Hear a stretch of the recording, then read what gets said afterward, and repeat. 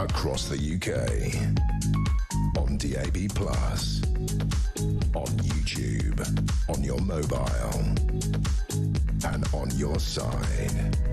This is Talk.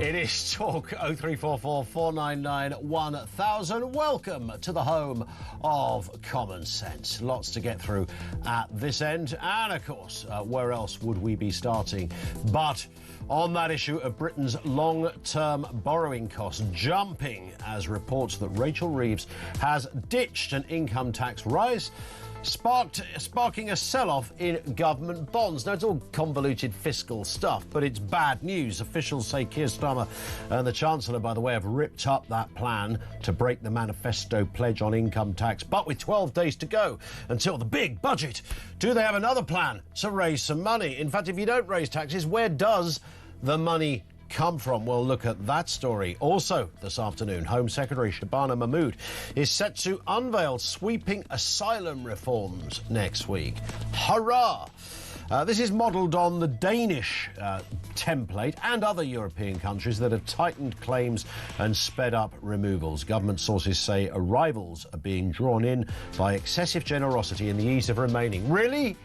Have they just come to that conclusion? We'll have more details on that as well. And Shamima Begum may be the headline case, but did you know there's more than a dozen other ISIS-linked women that could be brought back to the UK if ministers accept a new review? The Independent Commission on UK Counter-Terrorism says that Begum and other Brits, this is, held in jails, should be repatriated, warning that the camps risk becoming Britain's Guantanamo. Well, do we really care? Should we be importing back into the country terrorist-sympathising scumhounds like Begum? We'll have more on that story too. Everything you need to know, all the breaking news right here on Talk 0344 499 1000. Look, I don't dispute it's a pretty hard gig being the Chancellor. Nobody would want to sit there. You get a very impressive office. You get armed protection because of the delicate nature of the information you hold. You're ferried around. You never pay for a meal. You're grace and favoured right up to the hilt. It's a good gig, but the work that goes with it, there is no pleasing everybody. I have a sympathy with any Chancellor, all right, on that basic score. What you do hope, however, is that there is a kind of basic template of something.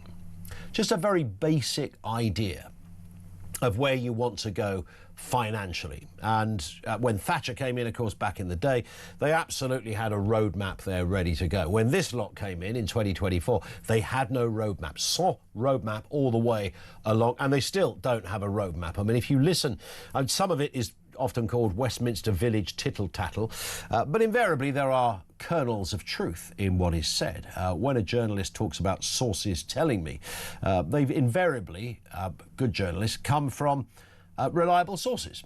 They really have. You can't always name them, but they have. We're now hearing today, and this was initially courtesy of the Financial Times very late last night, that Chancellor Rachel Reeves has decided against raising income tax at the budget in a couple of weeks' time. So in recent weeks, we know there's been very strong indications from the Chancellor and others when they were pressed on that issue, would you raise taxes? And they've unequivocally, oh, no, well, we can't answer that at the moment. We'll see what the budget offers us. And there's been a very reasonable belief that they are going to have to break a manifesto pledge.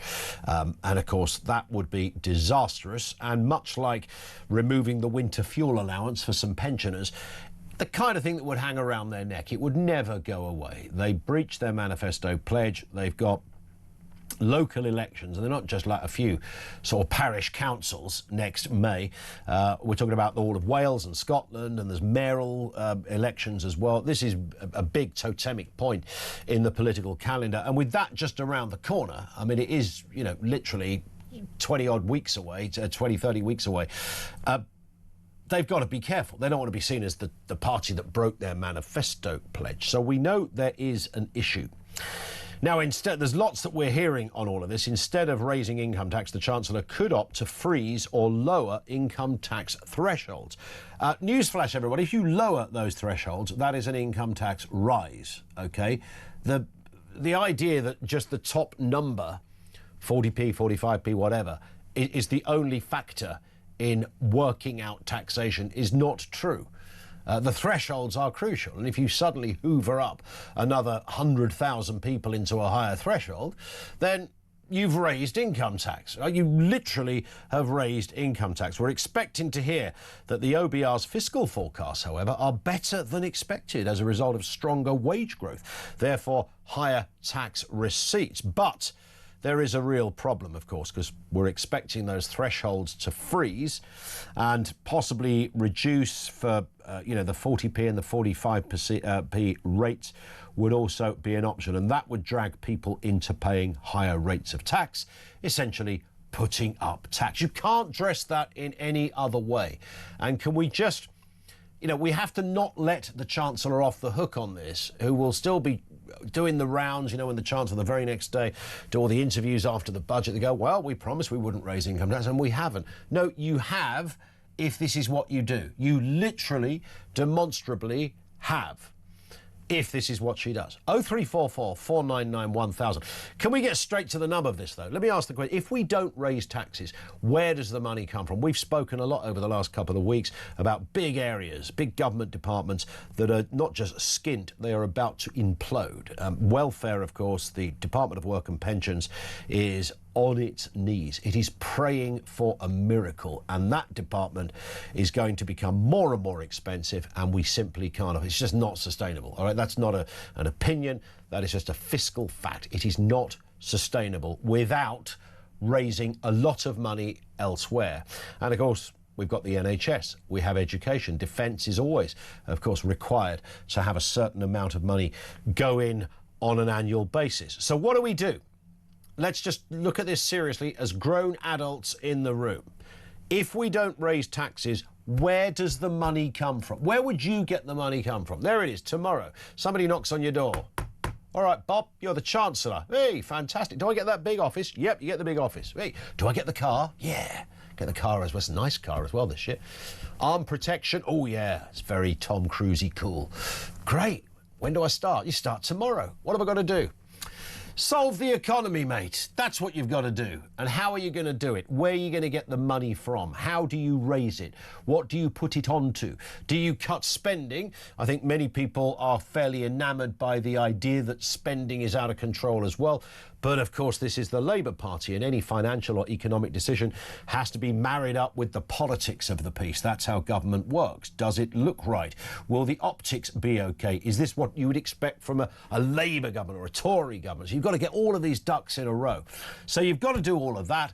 Where do you get the money from? 0344 499 1000. Let's get a word from Oscar Redrop, former number 10 advisor. Afternoon to you, Oscar. Good to have you with us. Good afternoon, Ian. And, of course, this was the news that broke just yesterday, really. Yesterday evening, we got word that, and some good work from the FT, who were clearly able to establish that the Prime Minister and the Chancellor had decided that, no, they're not going to put up rates of income. They can't be seen to do that. It would be political suicide. But they've got to do something, of course. The budget's just 12 days away. It's worth having a little listen, Oscar, before we get your view on this once again, to that kind of the utter flip-flopping of government when it comes to these issues. Have a listen to this. Labour will not put up your income tax, national insurance or VAT. We are having to look at taxes. I'm really clear. I'm not coming back with more borrowing or more taxes. There is a question of trust, isn't it? What is the point of a manifesto if it doesn't last a day beyond you being elected into office? Will your promise not to raise rates on income tax, VAT or employees' national insurance hold good for the whole of this Parliament? Yes, absolutely. It's an absolute commitment. We've now wiped the slate clean. It's now on us. It's now on us. It would, of course, be possible to stick with the manifesto commitments, but that would require things like deep cuts in capital spending. That means taxes are going up again, doesn't it? Well, I'll deliver the budget in a couple of weeks' time. I have been really clear that we are looking at both taxes and spending as part of this budget. You've made clear that that manifesto promise is going to be broken. It's now on us. It's now on us. It's now on us. God. Oscar, you can come out now. We've played it. It's Rachel's gone. You can rejoin us. There it is. What's that for? We've wiped the slate clean. What the hell does that mean? It's if it wasn't so painful to watch and so kind of cringeworthy, you can get distracted by that in a way. But this is deeply serious. The reality is the Chancellor of UK PLC is not in control, and that's what that clip shows. The toing and froing. It's not toing and froing on. There are some areas of policy where politicians, you'll see them come out and they'll say one thing and they'll do another, and we all get a bit peeved off about it. But the real impact can be minimal. Ultimately, and there's a bit of political point scoring at play. This is not that. This is deeply serious. The U-turning started from a place of, I'd say, every 4 months or so you'd hear, what's the strategy here? It was this a few months ago. The U-turning as we get close to the budget is happening almost on a daily basis at this moment in time. So for people listening here, this is the reality. There are a team of people, probably, in fairness, a majority of them around my age, so kind of, late 20s, early 30s, and they're sat in number 11 and number 10, and they are throwing stuff at a wall, and they are throwing ideas and, inverted commas, solutions at a wall that will deeply impact the bottom line of everybody's households and pockets in a couple of weeks' time. And that, to me, is utterly unacceptable and terrifying. And it isn't just the sheer terror, ineptitude, whatever, however we want to describe it. But of course, it's the lies that are involved in this. And I know all parties have, had a crack at this one. But if you monkey around with thresholds, as I was saying in the intro, so you don't raise the taxes, you just bring a load more people into a high rate of tax. You have raised taxes, right? I mean, you can't swerve that. Yeah, it's as simple as that. It's a sleight of hand trick. But this is the thing here. Like, Rachel Reeves isn't some, Machiavellian, cruel person, I don't think. I think she's a decent person, but she's out of control. They don't know what they're doing.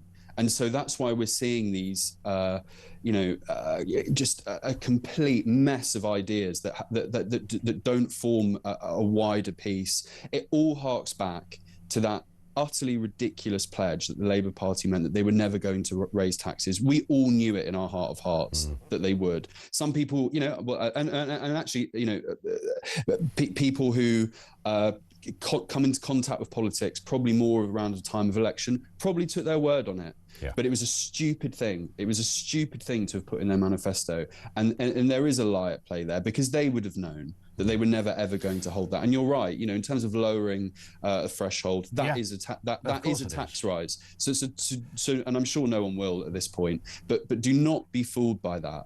The other thing I would say is that this, like the political heart of it, which again is, ultimately terrifying, I think, in its level of, in terms of the priority. This is a party that always said we country first, party second. Yeah.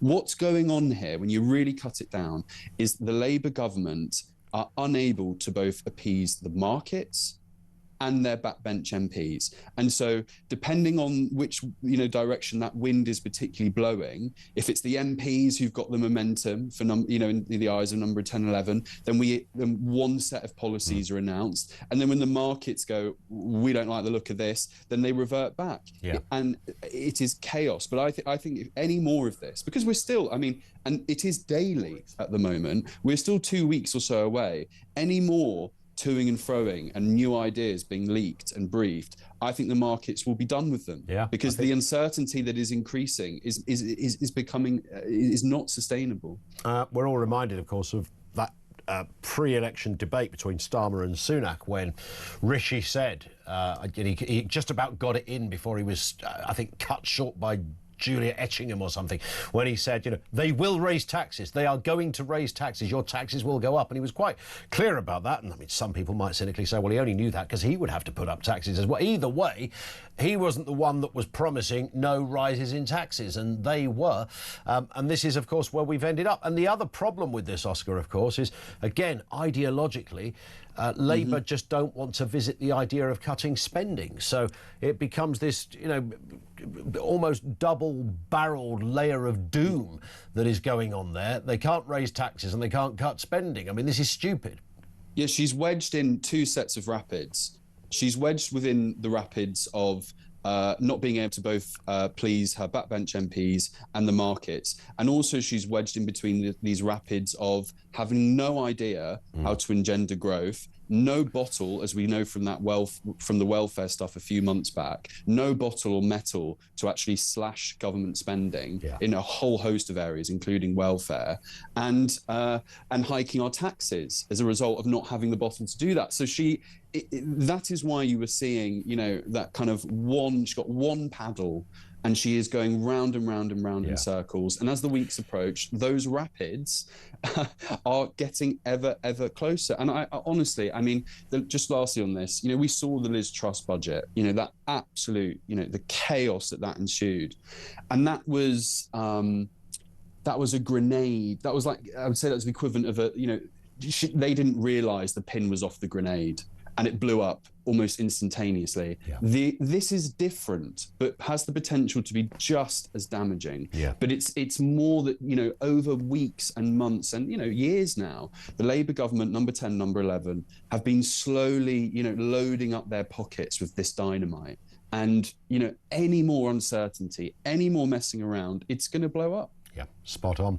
And we're also hearing as well, Henley and Partners predicting 16,500 millionaires will leave the UK in 2025. The UAE gaining 9,800 of our homegrown entrepreneurs and the like. Switzerland, 3,000. This is not... on the left, they probably go, yeah, good riddance to you. Go on, clear off. No, please. No, that's not how you look at this. These are the people that make money, that employ people, that create business and industry and innovate and the like. But, don't let inconvenient facts stand in the way of bizarre, warped left-wing thinking. Oliver will be back with you for more in Oscar. Why did I say Oliver? Oscar Reddrop is back with us in a couple of moments. Former number 10 advisor to Boris Johnson when he was Prime Minister. We look forward to that. More comment from you as well. If we don't raise taxes, where does the money come? You're the Chancellor. You've got a day in the big chair. Where are you going to get the money from? Lines are open. This is Talk.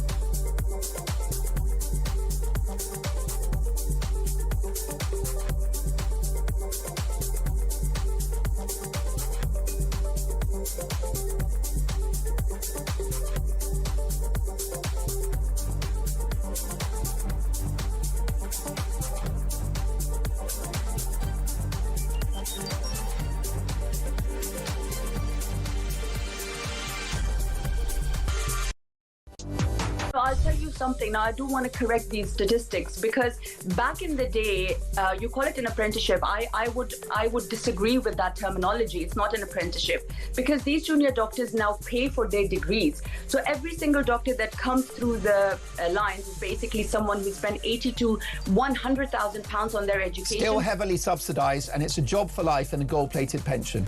No, it's not really. It's a cushy deal. The pension is heavily taxed. I think. Yeah, welcome to Labour.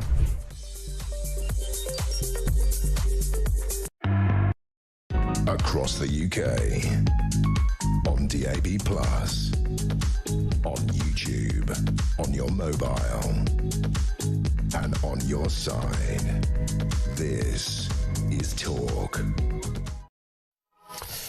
Paul says, sell entire valuable art collections of the UK to the Chinese for gold. We can always paint new artworks. I like that.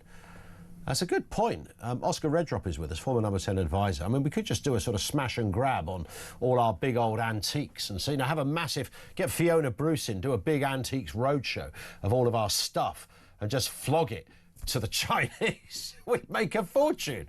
There's priceless stuff in all those galleries, Oscar.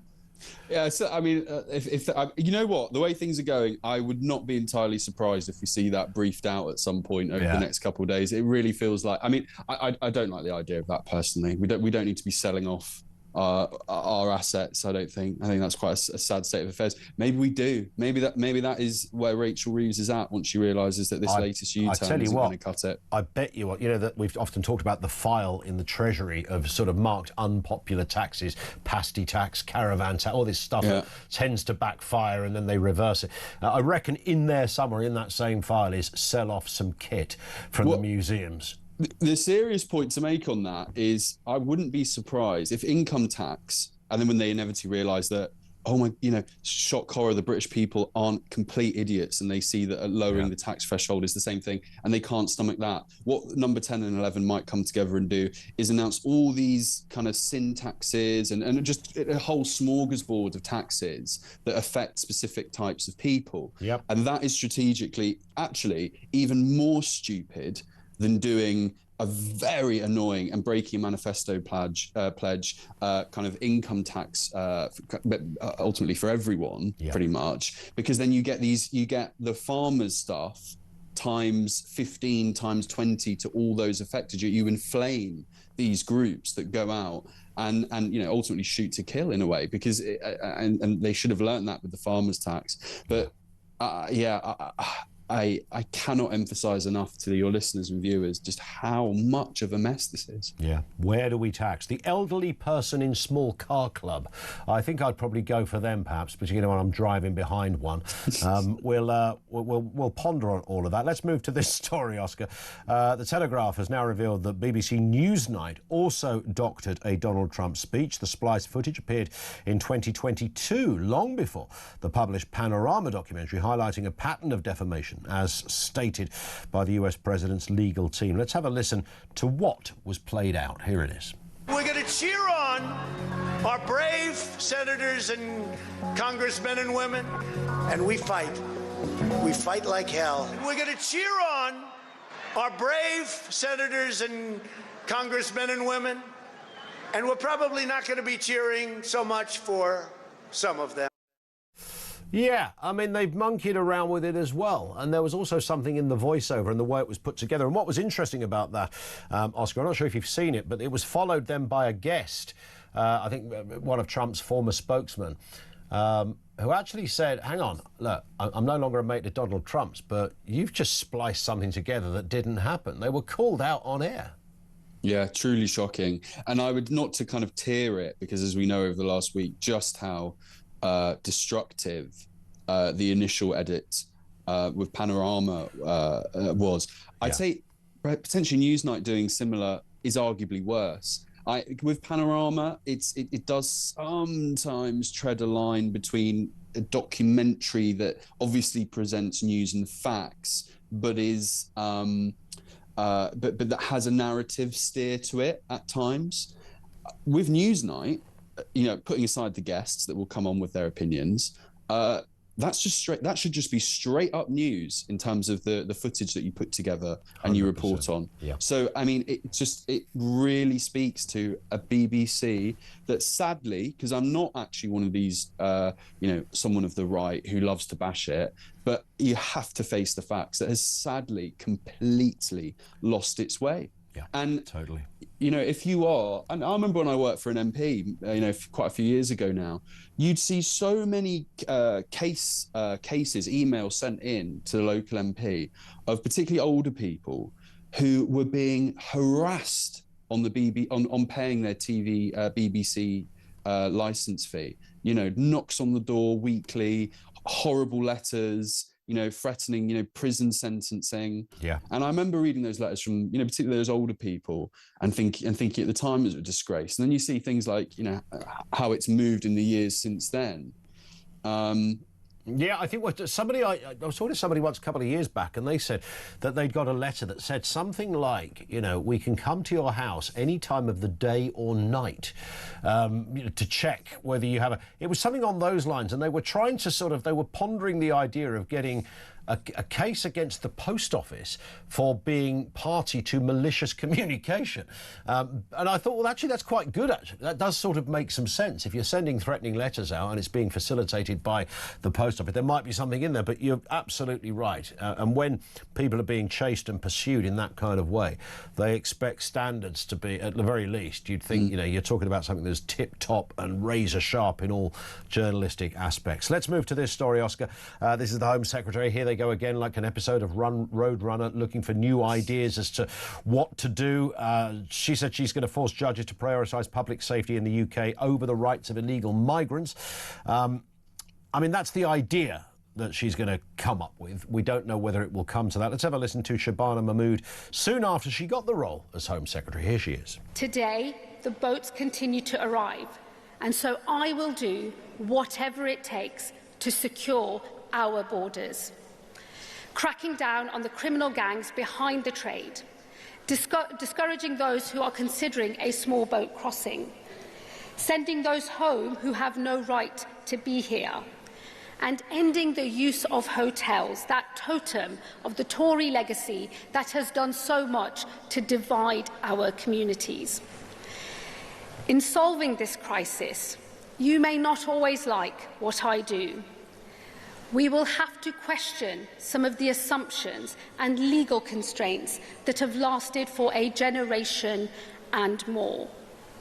But unless we have control of our borders, and until we can decide who comes in and who must leave, we will never be the open, tolerant and generous country that I know we all believe in. Now, the problem with all of this, Oscar, I mean, she's often seen as being more on the right of the Labour Party, and someone's a little bit tougher on this. But, of course, let's be real. The decisions of this magnitude don't just fall to her personally. She doesn't go home at night, lay there in bed with a notepad and, whip out the moleskin and a biro and suddenly come up with a new plan and then enact it the next morning. I mean, this is beyond just one office. This is a huge issue for the UK. But she's now looking at countries like Denmark and other areas of Europe that have apparently got stricter on immigration. Can she succeed where others have failed? All evidence would point to the answer no. I think it's all very well and good her telling judges that we need to prioritise Britain's safety over, the rights of those crossing. I imagine most of those judges will go, "Oh, thank you very much for that. Have a lovely weekend." In order to solve, I mean, she's right in the sense that she's able to identify that this is a crisis, but in order to solve it, it requires drastic action. If you really truly want to solve it, I mean, and that is, leaving things like the ECHR, or at the very least, and maybe this is in fairness, the hill that she's starting to climb. And look, it's not some crazy right-winger, policy initiative anymore. There's very senior Labour lords who are saying the same thing. Yeah. At least constraining the rights of the ECHR. But look, this is not going anywhere. You should have no faith in the government's ability to crack down on the gangs or smash them. The hotels thing, interesting, they announced a policy where they're you know, in a bid to kind of move away from that, they're going to look at, you know, all kind of sites all around, you know, kind of a, you know, centres, you know, army bases all around the country. That is, again, a bit of a sleight of hand trick. They may be diluting the problem, but they're spreading it further and further around the country. And quite rightly, all those communities that would then be affected would go, hang on a minute, why us? We're not happy with this. It is, if you think just really, really quickly, Ian, you know, everything we saw in number 10 in terms of the briefing versus Wes and, you know, just that utter chaos, the chaos that's going in at a number 11. If you then add to that, and that's why there's, you know, and jury's out, I'm not going to, you know, maybe she will. But if in the Home Office they can't get a grip of this problem, I'd say at that point, there is no point in this government. You know, it's just reached that point. You're tail spinning on the three major fronts there. So there's a lot of pressure on her.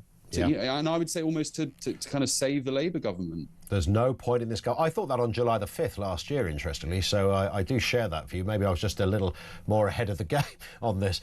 Listen, great analysis as ever, Oscar. Have a cracking weekend. Thank you for being with us. Oscar Reddrop, former number 10 advisor to Boris Johnson. Your thoughts on all of that, particularly that question on, well, they're not going to raise taxes now. Apparently they're not going to break the manifesto pledge because that would be a very bad thing to do. It would be a stinking look for Labour, but they're probably going to tinker around with things and it will amount to the same thing. So where do you get the money from? You're the Chancellor. You've got a day in the big hot seat. You whip out your abacus and your spreadsheets. Where do you go for? How do you raise taxes? Where do you conjure up billions upon billions of pounds? We're going to chat to David Buick in a second. He's brilliant when it comes to numbers and finance. We'll get his take on all of this coming next on Talk.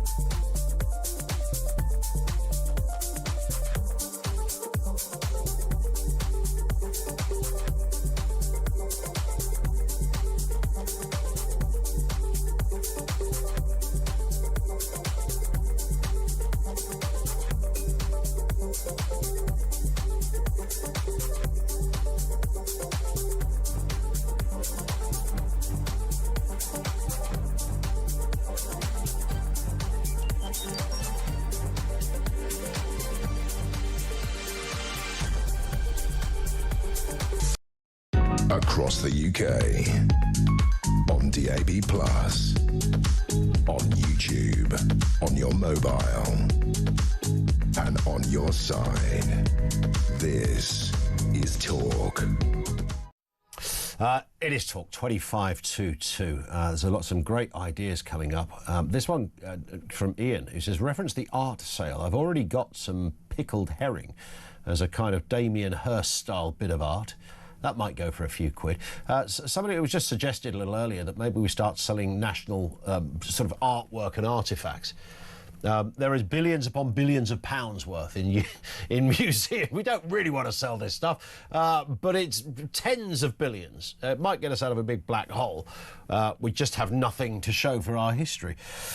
Let's move again to this story. Chancellor Rachel Reeves has lurched from tax raid to retreat, apparently scrapping the manifesto-busting income tax rise, widely talked about, never confirmed though, and her botched exit tax after a major backlash. Now Labour have to figure out where else they'll find the much-needed cash. Will there be tax rises elsewhere? Or will they actually start cutting? Which many people have said, well, you can't not cut and not raise tax. It's just crazy. A 6-year-old knows this. Let's speak to a man who I'm sure discombobulates once in a while when he hears a chancellor speak. David Buick, financial advisor, markets commentator. David, good afternoon to you. I mean, you've been around the block. You've seen these chancellors come and go, and they all have grand ideas about what they're going to do, and invariably it falls by the wayside. But we have this curious position here where she's in a pincer movement with the left in cutting spending because the mere idea is abhorrent to the politics of her party. And, of course, she's up the what's it without a paddle when it comes to tax rises because they pledged in their manifesto they weren't going to do it. What's your advice for Rachel Reeves? Good afternoon, by the way, David. Hello to you, Ian, and thanks for the invitation. I enjoyed speaking to you. First and foremost, I think a comment that was made to me at lunch about 30 years ago, which I've never forgotten, was made by Harold Wilson. And he said to me, the best Labour government is one with no majority. So they do as they're told. Yeah. And unfortunately, Keir Starmer and Rachel Reeves and all the other senior cabinet ministers have got a real problem because they've got a very powerful left and an enormous majority of 161. And therefore, what they think is prudent to do, they will never get through with a Labour government that is styled the way it is today. 100%. This consequently it leads to it being an absolutely shambolic negotiation over 3 months. It's utterly insane. And what's happened is, of course, that the markets have got very nervous. They bobbed around like a cork in a bath. She's actually been quite lucky, the Chancellor, because she's seen yields on gilts fall. Nothing to do with what she's done. It's all to do because the American economy seems to be coming off the boil, and therefore interest rates have already been cut, and they may be cut again. And so we come down in sympathy. But we had good news this morning. Hooray from the Office of Budget Responsibility and the Treasury. And they come up and say, do you know what? The outlook for the economy is not too bad. And do you know what? We haven't got a black hole of 40 billion. It's only going to be 20 billion. Right. So we're not going to do anything about income tax. We're going to do tinkering. Now, what was interesting, that is good news. But look what happened to the gilt market this morning. Yeah. When that news came out, the 10-year yield on gilt, which for some of your listeners, that's what the government pays to finance its borrowing. It went from 4.44% to 4.57%. Now, that doesn't sound much, but when you're borrowing zillions of pounds, that costs a lot of money. Now, it has got drifted back to 4.52, but it's still 8 basis points about 30 years. I won't drone on because it is boring. We've gone from 5.23% to 5.32%. That's 30 years. Yeah. That's a serious... Why? Because nobody believes exactly what she is saying. Not that she's saying it in bad faith. She's not in control. And this is where we think things have gone awry.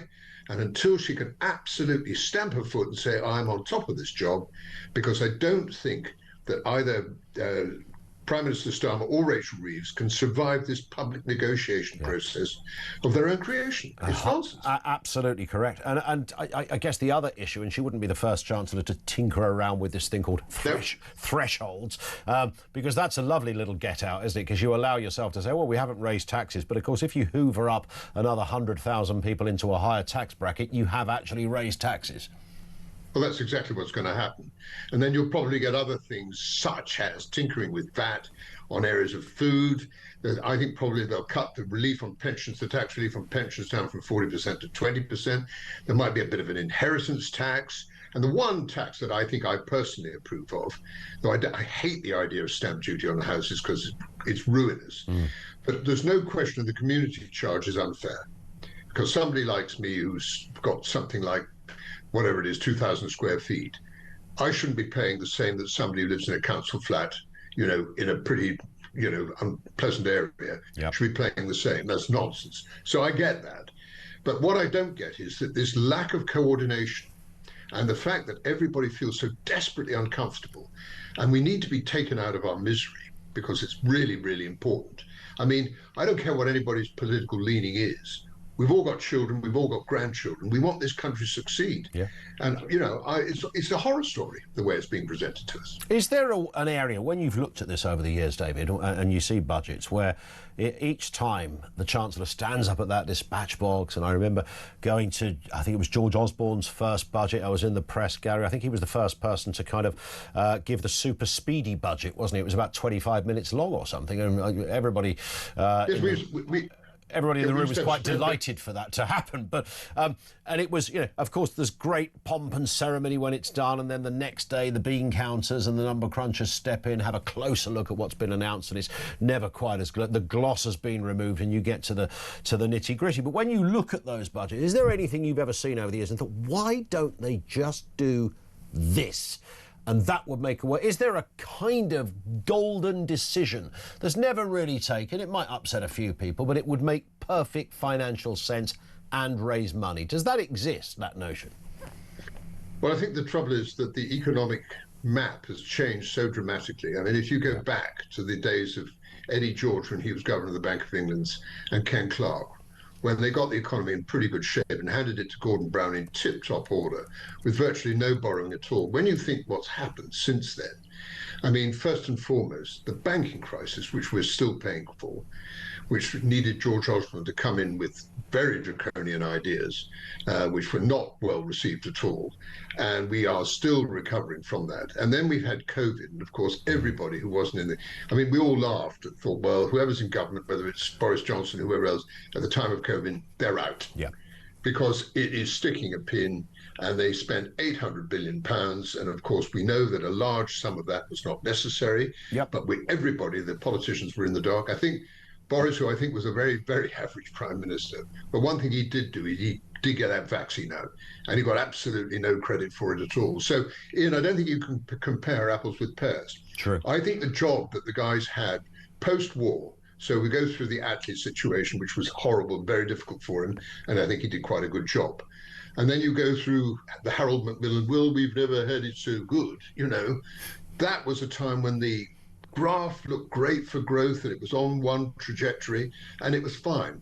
And it wasn't really until we got the ripples after 18 years of Tory rule around 1997. And then I'm going to give Gordon Brown 10 points, because he did very well for a period, and he just knew that he had to get Labour re-elected. So there was nothing clever in the first few budgets he had. But once the stuff hits the fan, if you know what I mean, that's when you sort people out. And I do believe that the banking crisis, where Labour was in control, nobody ever raises it. The fact that, excuse me, it cost us a fortune, 1 million jobs, and we're still recovering from it. Yeah, I remember. I think it was Mervyn King back then, David, or whoever the governor back then. I think it was Mervyn King, wasn't it? Who said, look, whoever gets elected in 2010 is going to be the most unpopular. In fact, the next sort of 3 or 4 governments will be the most unpopular, because the shockwaves of what happened in 2008 are so great. Exactly. They're going to take generations to recover from. Well, that's exactly right. I mean, the one thing that she hasn't done, because I know she's got a very difficult job, and to be honest with you, I wanted to succeed for my children, my grandchildren, is she talks too much. Is the best thing is silence. Silence is golden. Yeah. And you come up to that dispatch box on the 26th of November and tell us what's going to happen. Don't have people speculate. The level of speculation over the last 3 months is ludicrous levels, and I think it's been very, very damaging. Yeah, indeed. Just on a slightly lighter point, somebody did suggest earlier, David, that we raid some of our national treasures and flog them off. That might be the way to do it. You know, a few works of art from the museums, the odd statue, maybe an entombed Egyptian princess or something like that. Even the crown jewels. I reckon there's an Arab sheikh out there that would probably pay 20 billion for the big coronation crown. What do you reckon? Tough times, tough decisions. I'm a Republican. Doesn't sit with me at all. I'm not a Republican. I beg your pardon. Doesn't sit with me at all. I'm afraid if you want to sell things, There are things, we've sold an awful lot of stuff off to the Chinese, you know, various harbours and other things that we have done. And when you come to that area, you have to be, of course, security conscious. But I wouldn't be very keen on selling the heirlooms. What I would be quite keen on is dealing with useless air bases which are not used, selling them off, you know, for the value of the thing. We're so slow. I mean, the fact that Shahid Mahmood is looking around for places to house people shouldn't be a problem, because all these areas, these old airfields that we had for years and years and years, they should have been sold off, and we should have proper accommodation. Spot on. David, great to have you on as ever. Thank you for your time. David Buick, financial advisor, a much respected god of the world of finance, and the only guest I think we've had that started an interview by saying, as Harold Wilson said to me over 30 years ago. I mean, that's all right, isn't it? You dine out on that for a long time. 0344 499 1000. That's where you'll find us. You're the Chancellor for the day. Where are you going to get the money from? Come on, we can all talk big. We can all slaughter chancellors like Rachel Reeves, have a good old pop. But where, you know, we're absolutely brassic at this end. Welfare Department in particular, NHS, educate, you name it, we are not just creaking, we are nearly imploding. So where does the money come from? 0344 499 1000.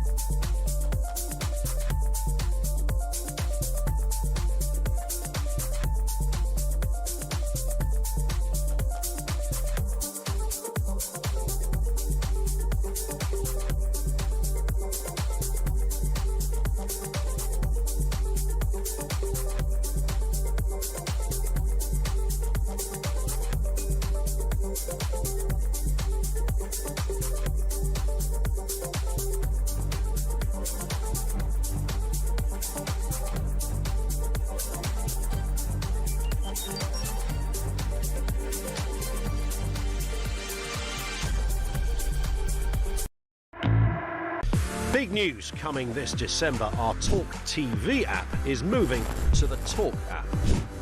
You can watch, catch up and listen to all your favourite shows and podcasts anytime, anywhere, all on the Talk app. From Monday, 1st of December, the talkTV app will no longer exist, so don't miss out. So head over to your App Store or Google Play and search Talk now.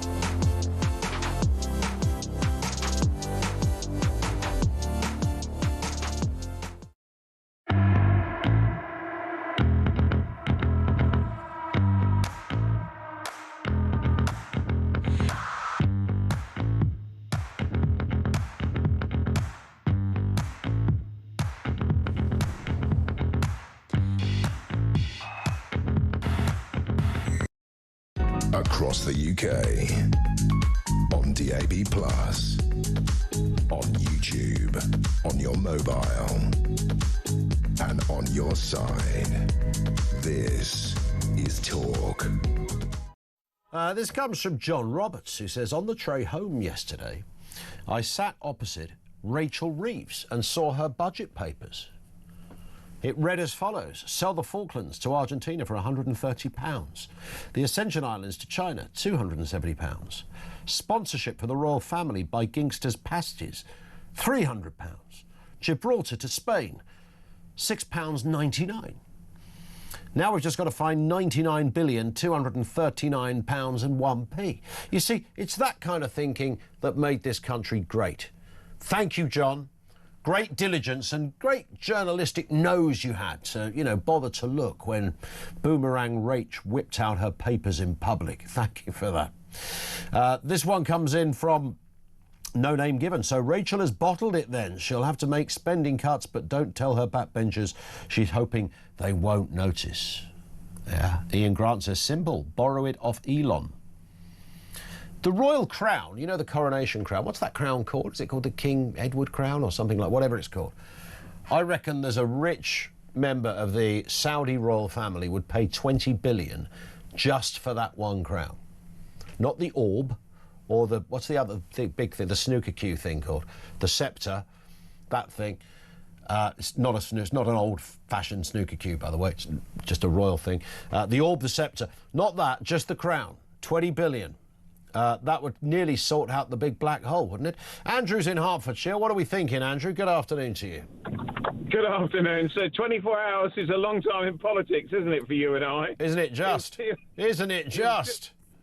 Yeah, so the way that this is panning out is you called that OBR numbers and said the forecast's better, but it isn't better, Ian. They're just forecasting the tax take is greater. They didn't say growth. That means that we're taxing people more and we're getting more money in from tax. They've got no plan at all for growth. Look at the plan to do Stonehenge. The minute they came in, they canned it. They've got to find all those projects that they canned and they've got to immediately give them permission and get them going. They've got to go to everybody who left school and hit the anxiety button and say, if you haven't paid in to the system, you get the same amount of money as a migrant landing at Calais. And that is Dover. That's £48.50 a week. And you've got to now go to the bond markets. We've spooked them, and they're going to destroy her in the next 3 weeks. Yeah. We have given the bond markets uncertainty. They don't mind tax rises because it's certainty. But we've spooked them, and now they're going to hunt the pound down like a dog. I sense you're right on that. But, I mean, these things, as you rightly said at the beginning, do change by the day, Andrew, don't they? So, this time next week, the markets might go, all right, it's all stabilised a little bit now. We know where we're going, and we've got a better idea. So, they're never completely stable, right, by definition. Yeah, by definition, I'll give you that. But they know that, look at the direction of travel. No growth, high tax, and the big thing they don't like, Ian, uncertainty. Uncertainty is the enemy of anything, of course, in this world. Where does the money come from then, Andrew? Final answer. Where would we get it from if you had to tax something or find something to raise the coffers? The way round it is to abolish the 20% tax threshold and grow the economy. The markets wouldn't like it, but it would grow.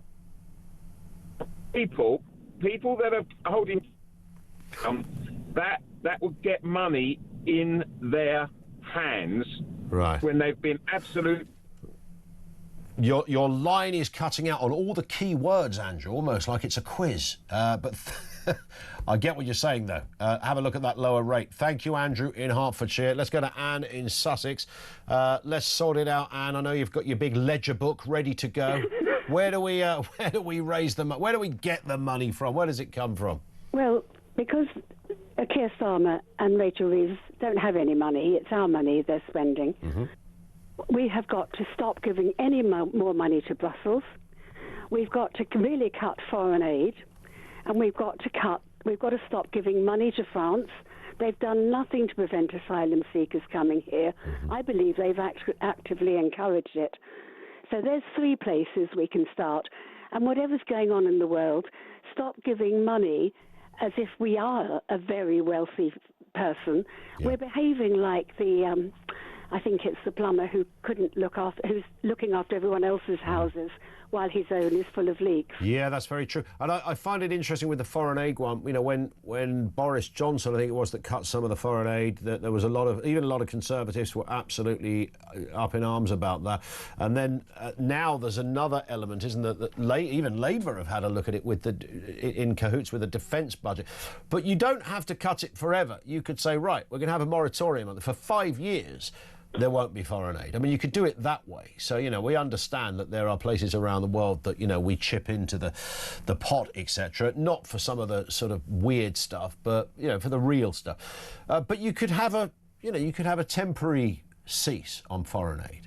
Of course we can. We're not a heartless country. And wherever there's a crisis, people will not only give us their money, they will actually go themselves to help our countries when there's a crisis. Yeah. Here we are. And I know we've now mentioned that they are looking at Denmark. The European Union are not going to continue taking all the asylum seekers. We have said we've got to abide by the ECHR. Let's be honest. That's not developed for the climate that we're in now. 100%. I mean, not in any shape or form. You don't even have to have a legal brain, do you, to work out that, you know, something that was written 70, nearly 80 years ago, whatever it is, you know, clearly times change, and they've changed drastically since that was cobbled together. And thank you very much indeed for that. I only step in because the news is upon us.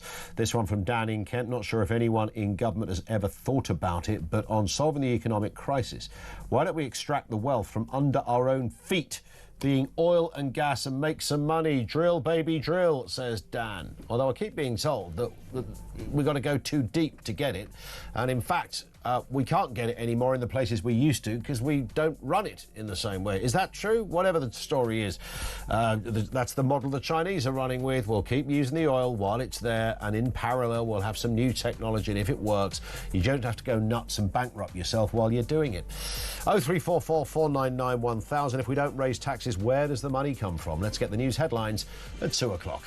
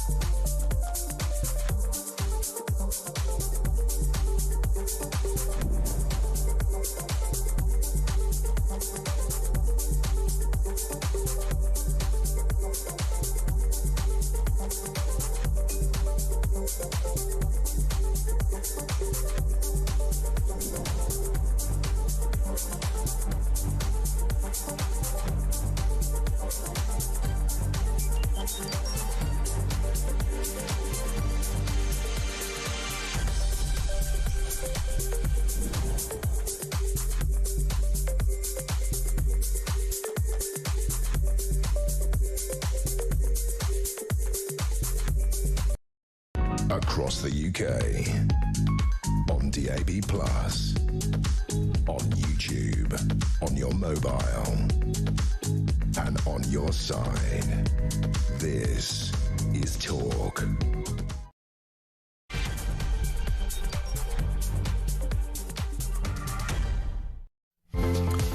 It is indeed Talk. 0344 499 1000. So we're looking at Britain's long-term borrowing costs jumping as reports that Rachel Reeves has ditched an income tax rise, which has sparked a sell-off in government bonds. That is not a desirable look. It might right itself, but you take the point. Officials say Keir Starmer and the Chancellor have ripped up that plan, originally rumoured to be breaking the manifesto pledge on raising income tax, more likely to look at thresholds instead, which, by the way, is the same as raising income tax. If you're one of the people that's hoovered into a higher tax bracket, it doesn't take much to work that one out. Look, if you don't raise taxes, here's a straightforward question. Where does the money come from? We'll take some more calls on that. Also this afternoon, Section 21 no-fault evictions are set to end on the 1st of May 2026 with a 6-month window that could trigger landlords to sell. Rightmove say a third plan to exit 65% feel unsupported, and buy-to-let approvals are down by over a third since 2015. London rents, by the way, average £2,736. That's 44% of people's pay. Paul Champlain is going to be joining us to have a chat about what this actually means. And if you're a landlord, this is what you do for a living, just give us a shout and explain what this means for you and your business. And Shamima Begum may be the headline case, but more than a dozen other ISIS-linked women could be brought back to the UK if Ministers accepts a new review. This is the Independent Commission on UK Counter-Terrorism says that Begum and other prisoners held in jails should be repatriated, warning that those camps risk becoming Britain's Guantanamo Bay. Well, right, firstly, does anybody actually care about that? Secondly, do any of these women have a right to return to this country, given the gravity of the kind of things they are accused of and, in many cases, found quite clearly guilty of as well? Everything you need to know, all the breaking news right here on Talk. 0344 499 1000. I want to just move back to this story then of what is happening in terms of our asylum policy at the moment, because there's a lot of things that are very, very up in the air with this, and it's very hard to keep track. And I don't believe the Home Secretary sits there at home with a notepad just conjuring up little plans and coming into work the next day saying, I've got it, eureka moment, we've solved the problem. But we do understand she's set to announce some radical asylum claims inspired by the Danish model. Now, Denmark has managed to cut asylum claims by nearly 90%, we're told, over the last year. But could Shabana Mahmood make this work for Britain? Let's have a chat with Colin Freeman, former chief foreign correspondent at the Sunday Telegraph, now freelance foreign affairs journalist who's written a piece on exactly this. Colin, good afternoon to you. I mean, everybody is, you know, it's always, I keep talking about an episode of Roadrunner where they're, you know, constantly trying to find a way to get their target and never do, oh, we could do this and we could stop this and we could open up that, we'll use some air bases, oh, we'll have a new treaty. Nothing seems to work. Do Denmark really hold the answer to this? Good afternoon to you. Well, yes, certainly they've had a lot of success in the last decade in reducing their asylum seeker numbers. Just to backtrack, so this became a very hot political issue in Denmark about 10 years ago in the wake of the migrant crisis in 2015, which saw a lot of migrants from the Middle East and elsewhere coming into Europe. Germany was the main one, but also to Scandinavia and Denmark.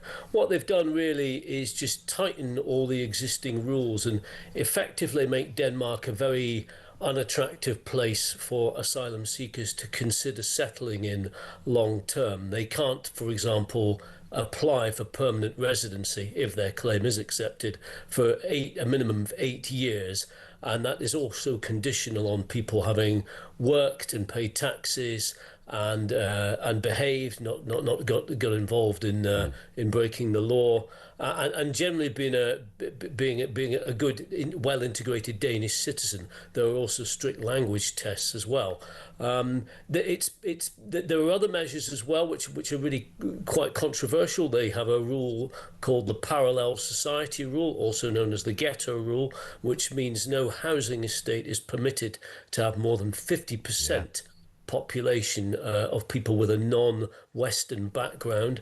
Migrants are also expected to hand over valuables to the police if they have more than about £1,000 worth when they arrive in Denmark. There are exceptions for certain items of sentimental value like wedding rings. Some of these policies have been described as being racist by human rights groups, but they have certainly achieved their stated goal. Migration, or the number of the backlog of asylum seekers in Denmark has been reduced from something like 20,000 down to 2,000. So that's around 90%. Wow. So you can see why Keir Starmer might be wanting to wonder if there are any lessons to be learned. And I think, Colin, a lot of people were scratching their heads saying, this seems, fairly logical stuff. One of the only great things I've ever heard President Macron say was when he was talking about immigration to the UK and says you've got to remove the pull factor. Now, obviously, Denmark have looked at that very idea. It doesn't breach any rules, it seems, domestically or internationally. And it, as you've described, it seems like a no-brainer that's available to our government right now. I'm not sure it's quite as simple as people may think. Denmark, for a start, is a much smaller country. True.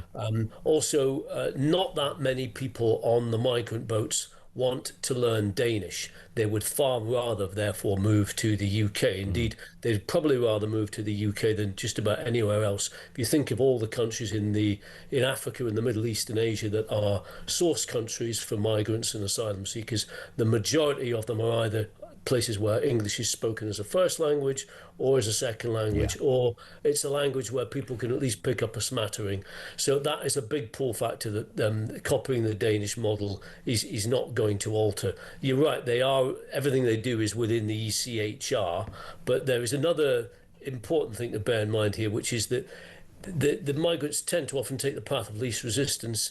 If Denmark, a small country, pulls up its drawbridges, they can easily go to Sweden or Germany or elsewhere. Sweden and Germany are coincidentally looking at the Danish model to see if they too can learn lessons. Yeah, but the element of what you described there, Colin, where it's going to be, best part of a decade before you can get sort of full citizenship, and that's also dependent on other factors. I mean, that seems fair enough, doesn't it? If I was moving somewhere else, I'd think that was a fair enough system to be in place. I think that is what Shabana Mahmood, the Home Secretary, is probably going to be looking at, is those ways of tightening existing rules rather than introducing anything very radical like parallel society rules about ghettos or anything like that. She'll be aiming to tighten the existing rules or introduce new ones along those lines, very much in the Starmer playbook of incremental, bureaucratic, technocratic improvements rather than anything that might cause problems with the Labour left, for example. I keep hearing as well that Poland and Hungary do rather well in this area. Is that true? Is that based on anything specific? Well, again, they're not countries that many migrants particularly want to go to, again, partly for the language reasons, also because wages are not particularly good there, and there aren't existing communities of migrants. People do tend to go to places where there's already, already existing communities. Also, Poland has been given an exemption because it has large quantities of Ukrainian migrants there at the moment, hundreds of thousands of them in the wake of the Russian invasion 3 years ago. So, you're not really comparing like with like. Every government, of course, we've had quite a lot of them over the last few years, of course, in this country, have talked about, we had stopping the boats from Rishi Sunak. Every time he spoke, he had it written on the lectern in front of him. It didn't happen. Keir Starmer's talking about smashing the gangs. As far as we can see, there's not really any evidence of smashing the gangs. That was already something that various intelligence services and police and border force were onto anyway. Nothing seems to have worked. I mentioned the Roadrunner analogy at the beginning. Is this likely to be something that could make a tangible difference? Because, of course, the politics of this and the optics are really crucial to the government. They've got to be able to show, and people have got to feel, wow, look, we don't get these boats coming anymore. That's got to notice, right? Well, I think in fairness to the Starmer government, they are making some progress with returns. They have increased the number of people who've been returned quite, by a reasonably large fraction in the last year. Work is carrying on that. But I did speak to a former Border Force official just yesterday who said the problem with all the tinkering, tightening of the existing of the rules in the manner of aping the Denmark system is you're still not going to address the small boats issue. You will still have boats potentially coming over in large numbers, and no matter how tough you make it, there is always the possibility that you're not going to overcome that attraction that's caused by the language, the attractiveness of coming to a country where English is spoken as a language, and people may just decide, well, yeah, the rules are a bit tougher, but I'd still rather chance it here. And see I mean, it's worth if it was the casino sort of scenario, it's worth a punt, isn't it? I mean, you've got a good chance of being able to remain. Well, I mean, the average migrant, if you're coming from sub-Saharan Africa, you've already had to make it over the Sahara. It's a very, very long shot anyway. It's a kind of multiple horse accumulator bet as it is. So are these people going to be studying the small print of what the Starmer government has done? I doubt it. Most of them will often rely on what they're told by the people smugglers who facilitate them. So it's hard to say whether this will make that much difference. And also, of course, the other issue is the large backlog of asylum seekers who've already been earmarked for removal in this country, and yet that doesn't happen. That's still at very low. You're looking at hundreds of thousands of people there. Yeah. So that again is a big issue that needs to be dealt with. Yeah. Well, we're going to watch with interest on this one, Colin. We will speak again, I hope. But great to have you on with us, sir. Thank you, Colin Freeman. He's the former chief foreign correspondent over there at the Sunday Telegraph. Still writes for them as a freelancer, and a piece on this very issue today. Could we copy something of the Denmark's, the Danish system? I think he's right though on the boat thing, that you take a punt if you're the migrant who's done that journey and you've come from sub-Saharan Africa, as he just described. I mean, you've come a fairly long way, and England is the place, or the UK is the place you want to be in. You want to touch down in southern England, southeast England, down there in Dover and those kind of areas. I don't think anything's going to make a difference until we physically are able to somehow stop the boats, or certainly stop the people the moment they arrive. This idea of processing and off you go to various hotels, and then, we take a look at your claim when we get round to it. I mean, it's just like a school kid could work out. That's never going to work, is it? I mean, that's just a part of old hogwash. It's never going to work. You don't need to know anything about politics, immigration, border force or anything to know that is not going to work. So that's the bit, really. That's the nub of it. And I think for Brits, even though Channel crossings are not actually the biggest in terms of numbers of our immigration issues, it's the one that gets the headlines because of the audacious nature of what people are doing. And it's and the numbers are not small, by the way. That doesn't minimise anything, because we're talking, over 60,000 just since Keir Starmer's been here. And this has been happening for the last decade or thereabouts. We've got hundreds of thousands of people literally just rowed in a boat to this country. You have to let that settle once in a while and go, it's a bit weird, isn't it? It's a bit strange. Yeah, it is a bit weird. How do you stop it? We can't. Sorry, what did you say? We can't. You can't? No, we have no way of stopping it. It's that bit that is clearly sticking and causing the issues. Politically, how do they address it? Let's go back to your calls. We're also asking about Rachel Reeves. Lots of movement on the budget in a couple of weeks' time. If we don't raise taxes, we're told they're going to keep to their manifesto pledge now, having spent weeks sort of tacitly telling journalists and dropping hints that we're probably going to have to break it. No, they're not going to break it now, but they might monkey around with the thresholds, which is kind of like breaking it anyway, albeit in a different name. Matt's in Cheshire. On a link between the two subjects, Matt, good afternoon to you. Hi, good afternoon, Ian. It's a horrific day here, absolutely horrible. Do you know, it's not too clever here either, but I think this neck of the woods is kind of, I can't remember what the storm's called. They keep giving them funny names, don't they? Storm Maureen or something. But it's dumped itself all over Cheshire, has it? Yeah, it's not, I mean, we haven't got the worst of it, but it's not good. I think they underestimated the winds a little bit, and and not as much rain as we expected. It's Storm Claudia, apparently, Matt. As in come dancing. Yeah. We should just name them all after cabinet ministers. That's good. Storm Arse. I quite like... Sorry, Storm... yeah, something of that nature. Storm Reeves, Storm Lammy. Storm Starmer. If we just turned off the non-British citizen tap at source overnight and said, anybody in Britain who isn't a British citizen doesn't get anything at all from today, we would immediately be better off, as we all know.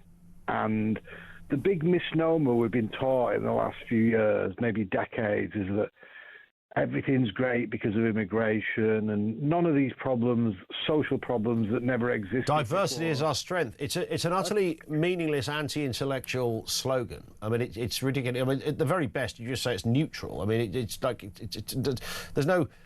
I don't think you gain a greater you might gain a greater understanding of different cultures, and you might get that if that's your thing. But I don't think it's somehow, other than when numbers have been required. I'm thinking Windrush, for example, when literally numbers were needed. But that's about numbers, not about different cultures or colours or religions. I would go as far as to say 90% of Britain's social problems from the 90s onwards were caused by immigration.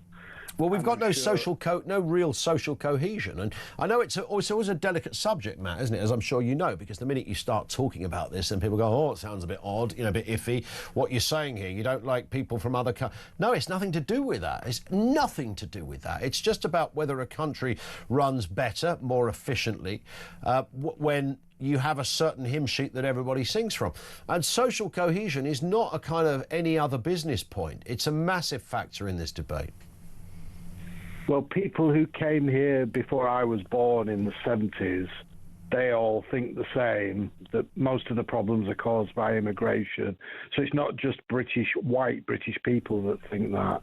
Yeah. And this idea that if we got rid of all these useless no-marks who are just here, just basically messing everywhere up, causing chaos, Labour love it. Yeah. But during the Second World War, when all the men were at war, we had a country that was ran by women. And we got through that okay, didn't we? We basically got through an entire war with limited funds, with limited provisions, where women were doing most of the work. So get rid of all the blokes. That's the... maybe we can just all go and live in Dubai or something. Get rid of all the foreign blokes who aren't British citizens, and that's the key, that's the absolute key to all of it. Because they're the people who are costing everybody billions and billions and billions of pounds. You're talking about people who don't contribute anything, rather than, brain surgeon bloke, who came in from Turkey, who does contribute something. I'm talking about the 1.2 million people on universal credit. I'm talking about the 200,000 boat people. I mean, it's a no-brainer. If you have come from another country and within months or even a year of being here, you're on universal credit, then I'm sorry, that's not a legitimate situation. It's not one that you can maintain, and it's not reasonable by any measure, surely. You would almost think it was being done on purpose here, and I won't get all... I know, yeah, there is, replacement theories and all that business. I don't think it is that, by the way, but you can see why your mind is sometimes forced in that direction. Matt, great call. Thank you very much indeed for that. Peter Cox says, afternoon, Ian. Phil from Hertfordshire here, not Peter. I've never understood that. Why does it sometimes give a different name from on the top of the message from the person in the message? Is this somebody using somebody else's phone? Never got it. Happens all the time. Maybe it's something about our system. Anyway, Phil says, Ian, let's cut to the chase. The reason why these migrants do not want to go to other countries other than the UK is because we give them free handouts and they get everything: phone, housing, clothing, food. Why would they want to go anywhere else? We don't give them a phone, by the way. Charities sometimes give people a phone. We don't even pay as much as I think France pay a bit more, in Germany, possibly Spain as well.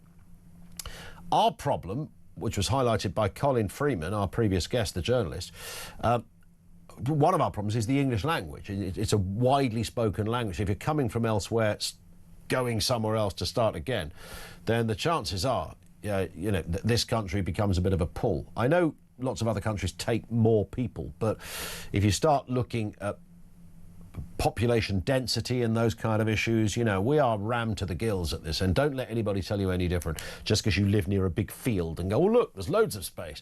0344 499 1000. Just gone 20 past 2. This is Talk.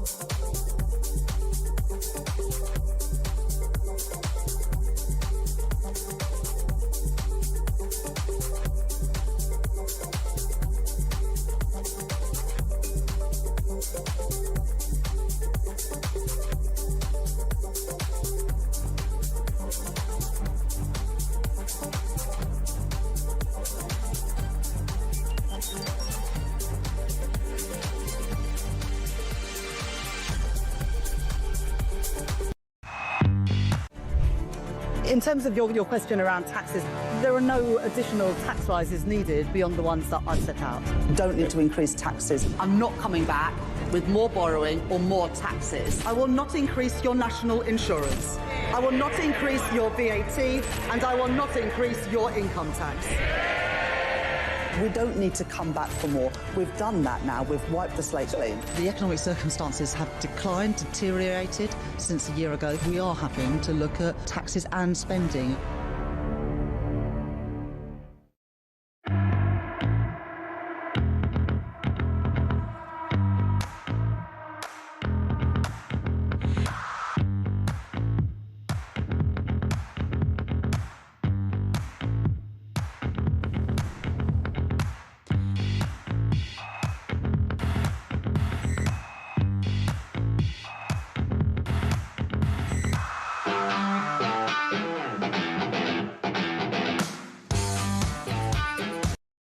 Across the UK, on DAB+, on YouTube, on your mobile, and on your side.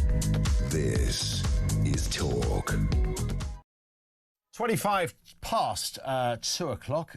This one from Richard in Ayrshire says, we need to stop funding the world and start funding Britain. The volatility in the markets and state of our society and streets is worth declaring a national emergency until they get a grip of the country. Yeah, I'd go with that. It's declare a national emergency. That's what it is. There's loads of things that aren't working right. We're going to get the whole thing running correctly. Obviously, we've got international things that are, connect us. It's a big old sort of web of tentacles and arteries that bond certain elements of the economy with other parts of the world. I get all of that. But just take a breath, take a step back and say, well, look, what we've been doing for years is clearly no longer working. Bill is in Telford on this point of Rachel Reeves and her budget bill. What are you making of this? Good afternoon. Good afternoon, sir. Yes, my thought would be these companies who have been, for the last several years, been posting record profits of whatever they've been doing, like, the likes of the Tesco's, the Asda's, all those kinds of big companies. If any of those staff members who are on a full-time job are on universal credit, then clearly the company's not paying them properly. So I think the government should step in and say, oi, Mr Tesco, you pay the person the difference. If they can claim universal credit, they make up the shortfall so that the staff are paid properly in the first place, so that work has to be the best option. Well, you'd think so, wouldn't you? Why does that plan elude people? What is it about what you've just said that sounded straightforward that somebody in the Treasury doesn't go, yeah, let's do that? I don't know. Yeah, but we've got Muppets in the Treasury, chap. That's the trouble. I'm sure that's true. Do you? There's probably some really nice people. I reckon if you went for a pint, Bill, and bumped into somebody who works at the Treasury, like any story, when you don't know the real behind-the-scenes story, they would say, mate, if only you knew. We spend all day trying to come up with what are reasonable, fair ideas. You come up with something and then you go into another meeting and somebody says, that sounds great, but these are the reasons why you can't do it. And actually, some of the reasons are actually quite reasonable. So you go, OK, I'll start again. I'm sure there's some diligent people. It's a bit like, in the Home Office. I reckon there's at least some people that want to sort the Channel migrant crisis, but nobody can. I dare say, but back in the Battle of Britain days, we had the Royal Observer Corps, and they would look for the planes coming over. So we just employ the same old boys again, put them in the little pillboxes that are still there on the south coast, and say, there's a little boat coming over there. Let's go and sweep them up and take them back to the continent. It's amazing, but that is apparently illegal. So literally the answer to the problem is illegal, and that's it. I mean, it's kind of like some bizarre sort of dystopian, you come up with a solution and then you discover, yes, it is a solution, but it's illegal. So there you go. Yeah. Nothing you can do. Love it. Bill, thank you very much indeed for that. This one from comes in from Joanna, who's in Salisbury, who says, where do we get the money from? Programme Ed Miliband and take his chequebook away. Reprogram Ed Miliband and take his chequebook away for net zero. Even if you halved the amount of money that is going into that particular project, I think you may well discover there's a few quid to be made or saved there. Liam is over here in Plymouth. Liam, what have you got for us? Afternoon. Good afternoon, Mr. Collins. Hi. I've got 4 points on how I would raise money for the country. Yeah. The first one would be probably a little bit controversial. Okay. I would actually privatise the NHS, and I would. It's a big make one. People pay. Make people pay. Well, so we pay all this national insurance out and whatnot. I can't remember the last time I actually used the hospital, the NHS. So I'd actually be saving money every month. If we go down that route. But yeah, I think also then it'd stop people from abusing the system, abusing just the simple things where you could maybe go down to the pharmacy instead of and then maybe we don't need such a big NHS then, should we say. Everything can be slightly downgraded and people would appreciate the service a bit more. Yeah. Second one, I would also, I would actually charge prisoners to go to prison. You charge them?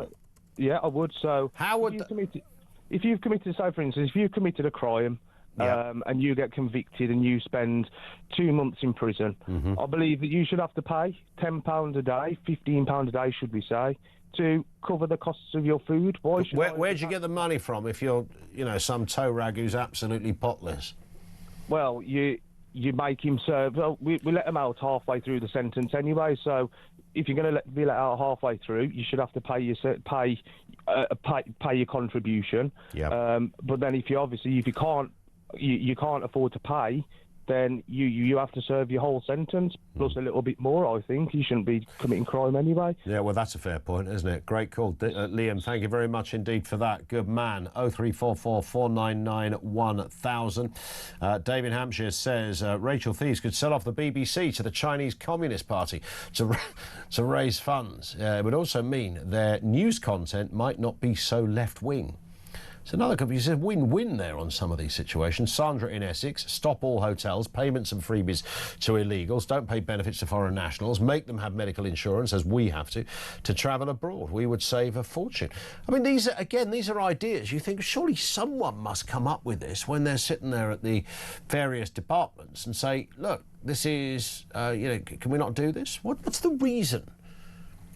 And I know sometimes, it comes back to any area of business where people think, we all think we could be, we're all armchair prime ministers and armchair chancellors, where we have great thoughts, as I just read a couple out there, that just sort of they either make perfect sense or they make, certainly a bit of sense and absolutely worth looking at. Somebody somewhere, you'd like to think, in a government department has already had those ideas, and if they haven't had those ideas, why are they working in a senior position in a government department?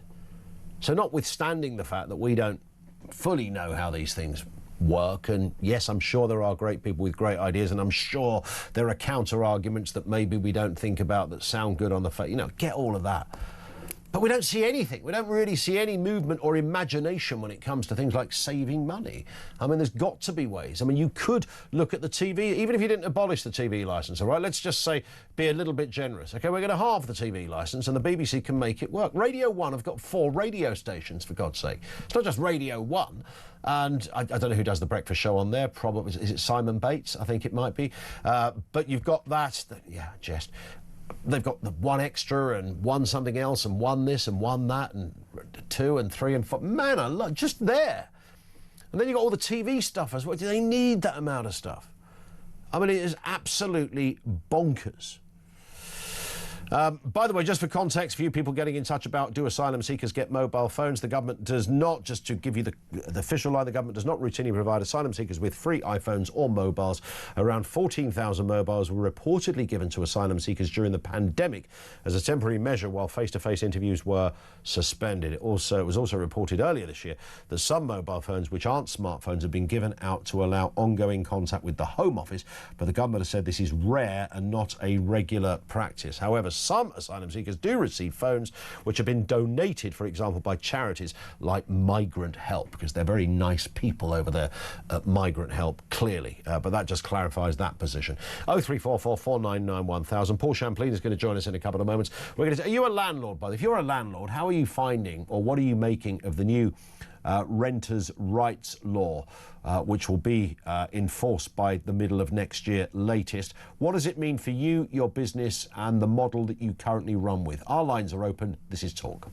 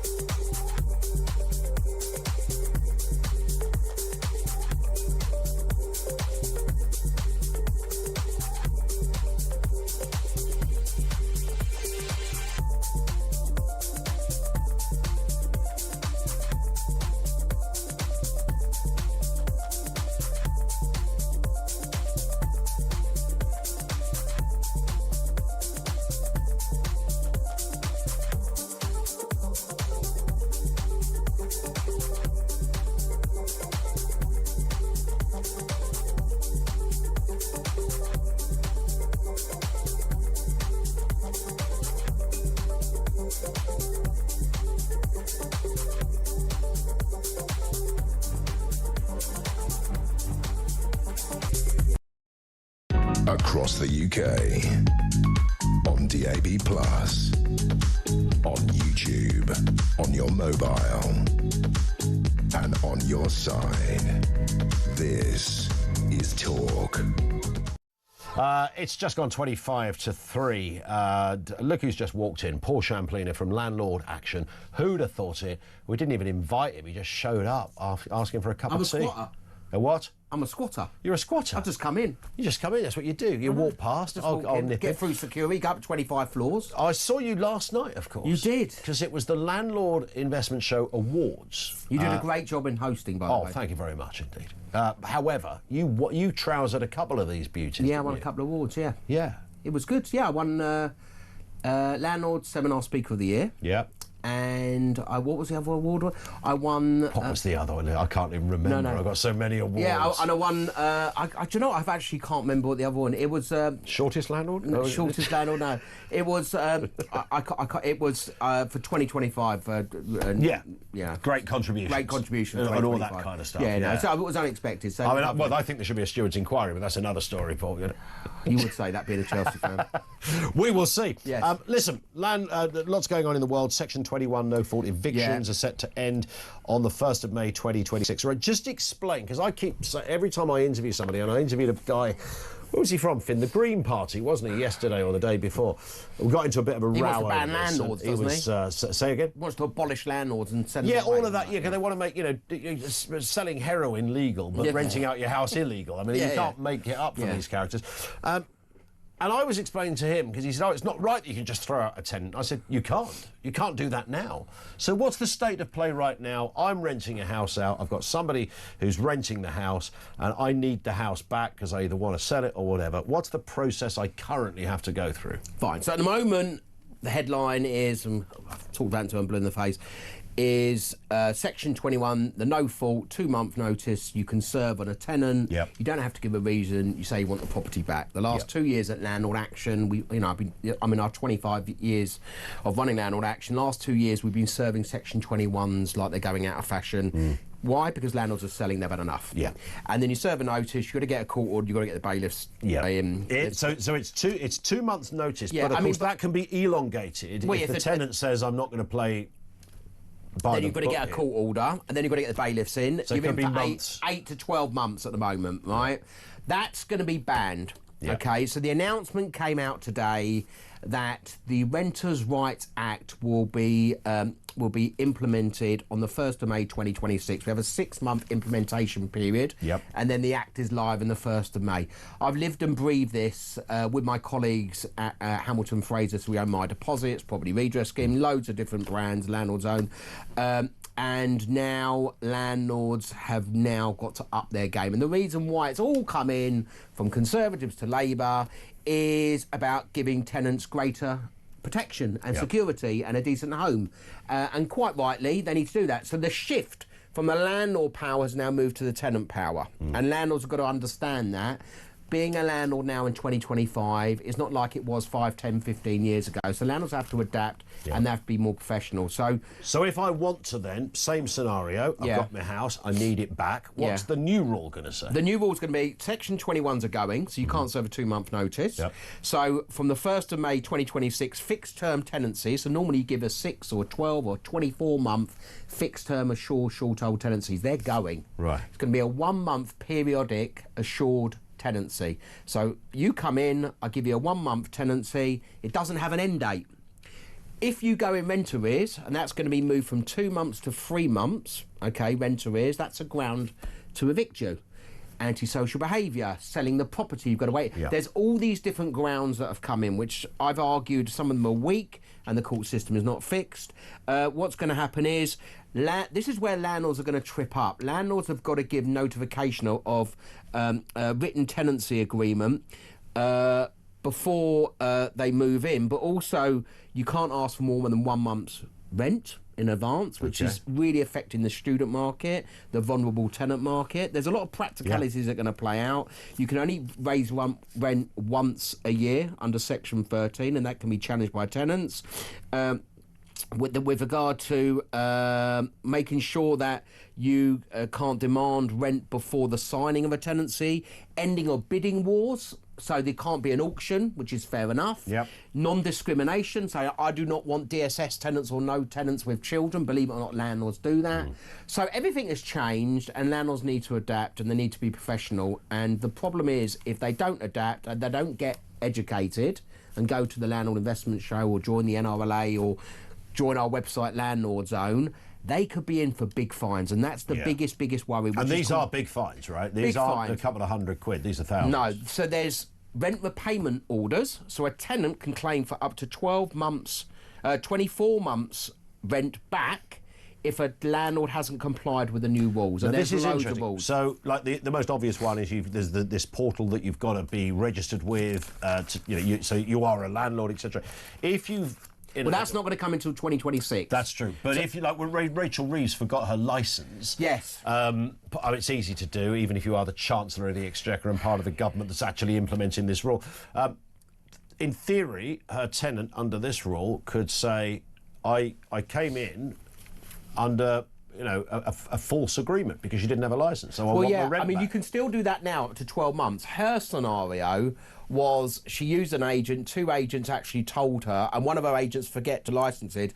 There was a 21-day grace period, and she wasn't prosecuted, but actually there's civil penalty notices which councils will be gunning for landlords because a lot of them are skint. They can go up to £40,000 in fines. Yep. So my advice to landlords, and I can give some advice to tenants, my advice to landlords is if you've got 1 or 2 properties and you think it's a hobby, those days are over. Yeah. You need to educate yourself, give yourself time, and now you are compliance officers. Sure. If you don't have the time to do it, then you need to use an accredited letting agent, period. This comes from Tom in Leeds. Says, I'm a landlord. If I decide to sell now, how much notice would I have to give to my tenants under these new changes? So it's currently 2 months. So what's going to happen is, my prediction, I'm sure I'll confirm this when I come back in the future, is now that this legislation has been confirmed on the 1st of May, you will now see landlords whacking in Section 21 notices where they're afraid they can't get their properties back.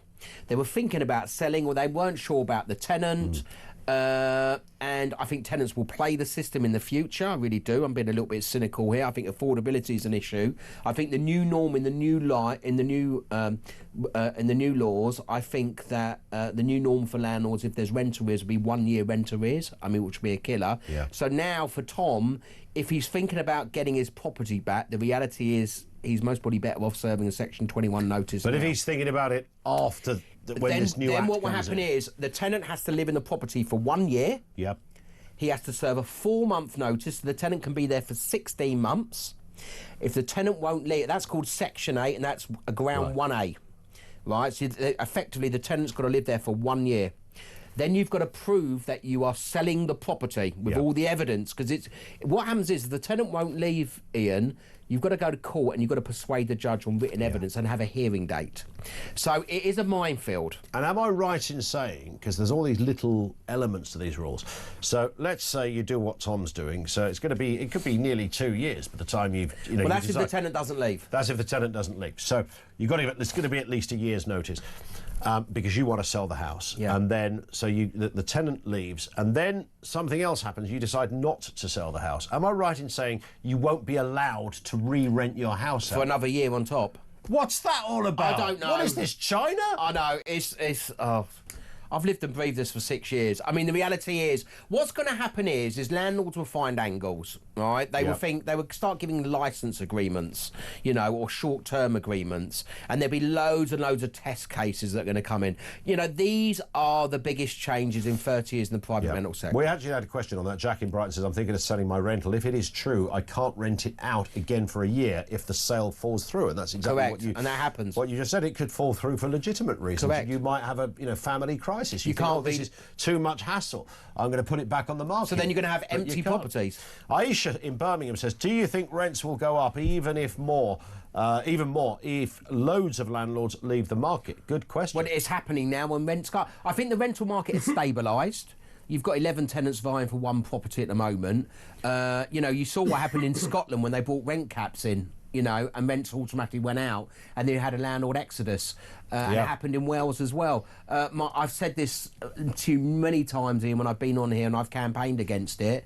You know, in I think it was in Q2 this year, there was 452,000 properties listed, of which 70,000 were ex-rentals. Yeah. The biggest losers in all of this short-term are tenants, because landlords, if they are going to sell, they want an empty property and tenants have to leave. Yeah. Emily in Glasgow says, if my landlord tries to put up the rent before the law changes, can I challenge it? You can challenge it. It's, you know, I say to you've always been able to challenge it. You've always been able to challenge it, but not necessarily legally. It's got to be a reasonable rent, you know. And the problem is, you know, landlords have evicted tenants to put rents up. You know, there has been retaliation evictions when tenants have complained, you know. And I say to landlords, this is a people business. You know, your tenant is your consumer. Yeah. Tenants are paying more rent than ever before.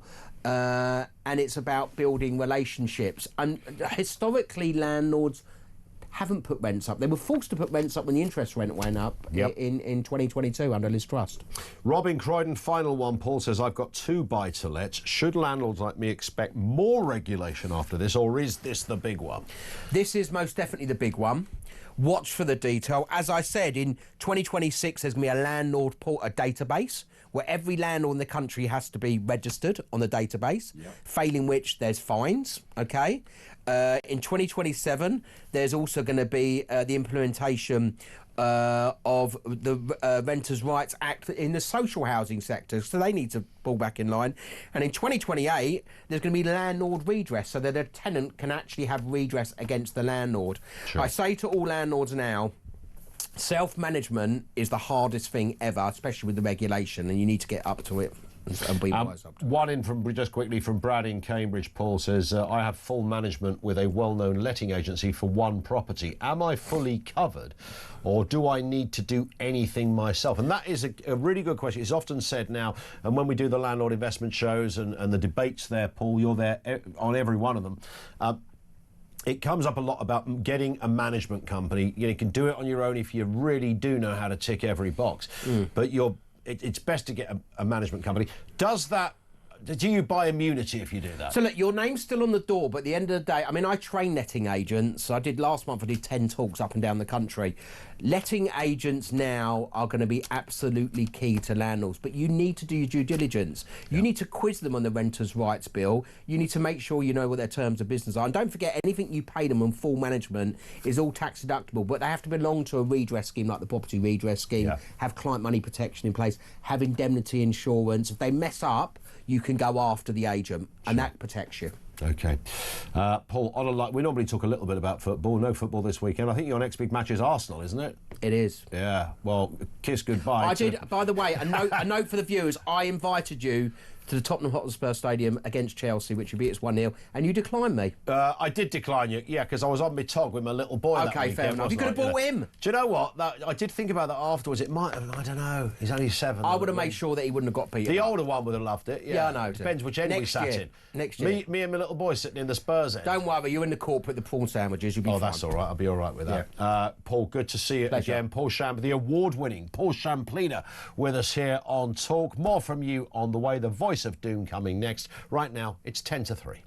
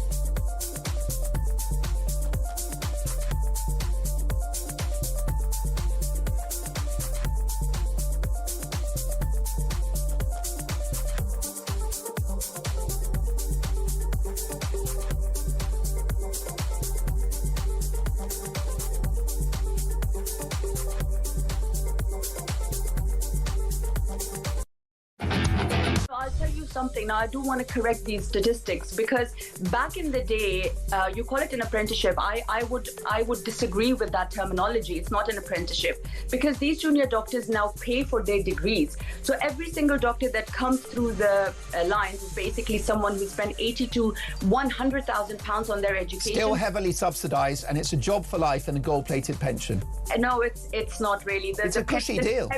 The pension is heavily taxed. I think. Yeah, welcome to Labour.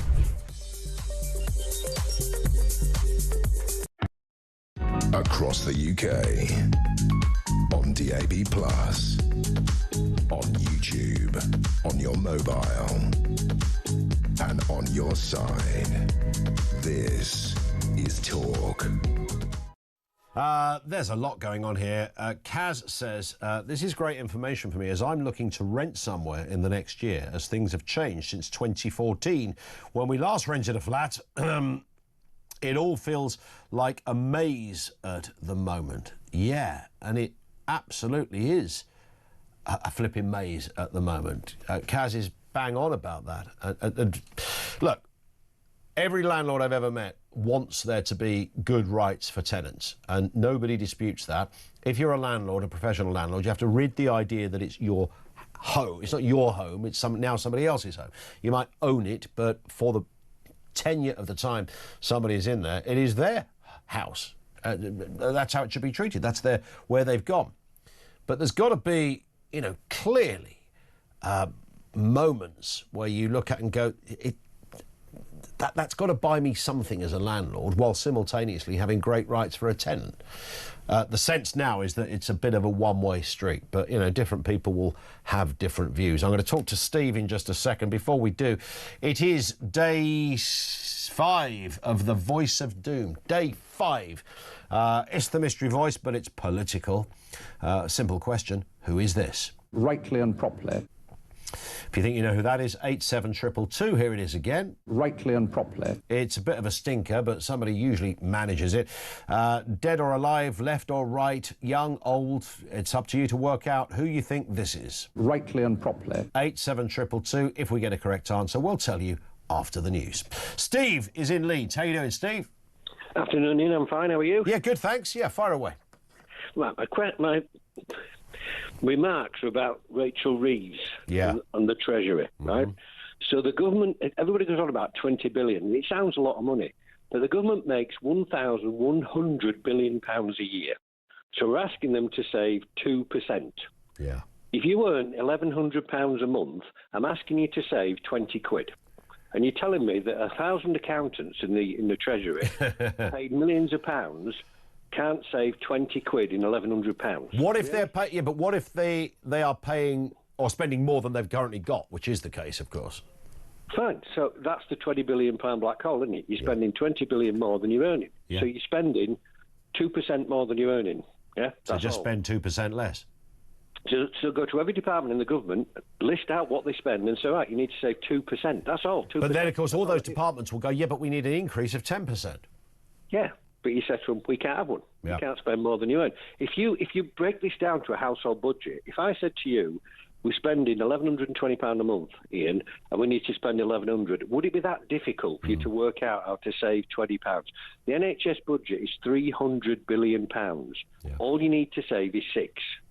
The welfare budget is 300. All you need to save is 6. But isn't that... I mean, you're right. You've simplified it, and I understand that. But if those budgets, as far as those that run those departments are concerned, are already woeful, then they're going to say, well, we can't do that because we're already working on a knife edge to try and make things tick over. So how can we take it? We can't take 10 quid out of it.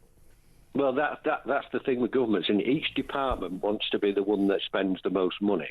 And they'll always tell you they can't save money because if they save money, it's proved that they've been wasting money. True. Yeah, so if you're the NHS and you can save 30 billion just by going, OK, Rachel, we'll save 30 billion. Any businessman will go, what? So you tell me you've been spending 30 billion a year more than you need to?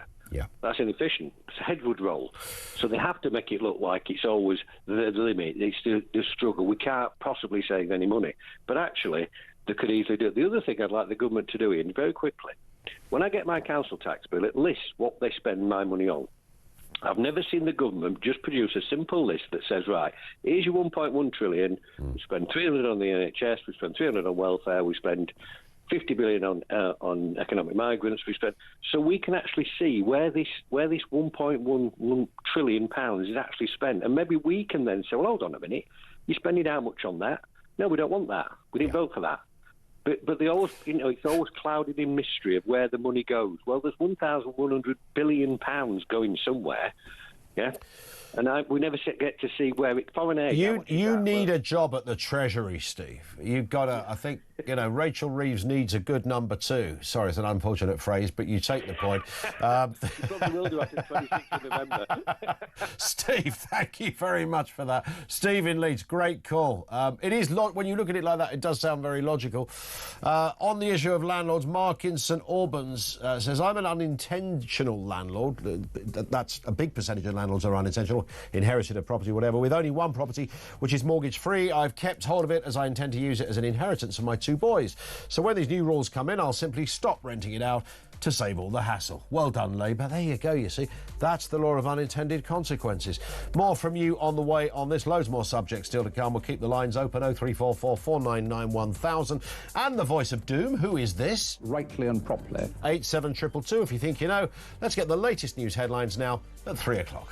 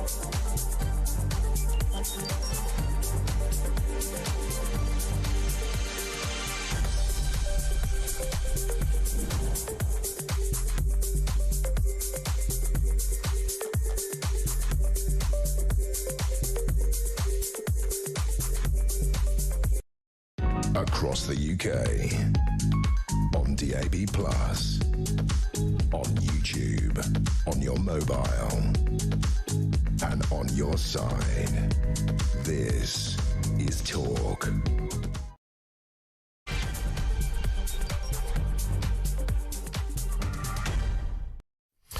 There is a lot to get through, and of course we've been examining with some brilliant, absolutely brilliant calls from you this afternoon. They've just been stunning ideas for Rachel Reeves, I suppose you could call it. When you ask the question and you put it rather simply, if we don't raise taxes, where does the money come from? And we learned late last night that it seems Keir and Boomerang Rach have decided that they're not going to break their manifesto promise and raise taxes. They're not going to do that, but they might monkey around with the thresholds, which, by the way, is kind of like raising taxes. We'll watch with interest. The budget is in 12 days' time. Also this afternoon, Home Secretary Shabana Mahmood is set to unveil sweeping asylum reforms next week. We're told modelled on the Danish model, and some other European countries as well, that have tightened claims and sped up removals. Is this likely to work? Who knows where this story goes next? It is the roadrunner of politics, as I keep saying. More details on that. And a new poll has revealed that only a third of junior doctors support the current strikes, with many saying they would have accepted Health Secretary Wes Streeting's proposed reforms. The BMA demands a 26% wage increase, despite junior doctors already having received a 29% pay increase over the last couple of years. This is a flipping mess as well. The BMA, more than the kind of coal workers union, the NUM back at National, yeah, that was them, in the Scargill days. Good Lord. 0344 499 1000. Our lines are open. We're also going to move as well to the voice of doom in this section. Stand by for all of that. So let's move then to this story. It's interesting. The findings of a new review could see multiple ISIS brides come back to the UK. This is the Independent Commission on UK Counter-Terrorism, has said that 26-year-old Shamima Begum should be repatriated, but there are others. We just don't hear about them so often. Let's get a word from Jonathan Hall, KC, Independent Reviewer of Terrorism Legislation. Jonathan, good afternoon to you. Hi, good afternoon. It does seem to be one of those kind of stories, much like many subjects in our world, that, you know, you either believe this or you believe that. Yes, these people should come back. No, they shouldn't. And people are very entrenched and passionate on both sides.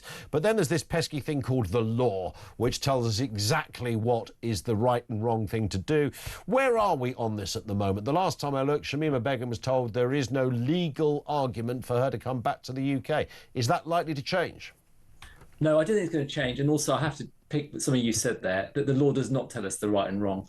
I mean, if only it was that simple. I was being generous to the law. You were being very generous. I mean, there's a former judge and his colleagues who made this recommendation, and I agree with a lot of it. I mean, look, we're talking about terrorism, we're talking about stuff where the choices are really, really hard. Some people will just feel, so what? Shamima Begum and her people, they've made their bed, they can lie on it. I think that it's a moral issue, really, rather than a legal issue. And the thing that really stuck out for me, I mean, I've read this report. Shamima Begum was 15 and she'd never been to Bangladesh. That's the thing. And yet the British government were able to take away her British citizenship and say, you're effectively a Bangladeshi. Bangladeshi said, we don't want her, which is fair enough. And I think for some people, it does for me actually as well, it sticks in the throat a bit. Someone who's got no links to a country and they're being told you're not even British. That's number one. The other one that, and some people will find this bothers them, it certainly bothers me, is the children. I don't really care a huge amount about the men who chose to go out and fight, but the kids who were taken out by their parents, the way the law is working at the moment is a lot of them are stuck there. They're not coming back to the UK. I don't think that's really fair.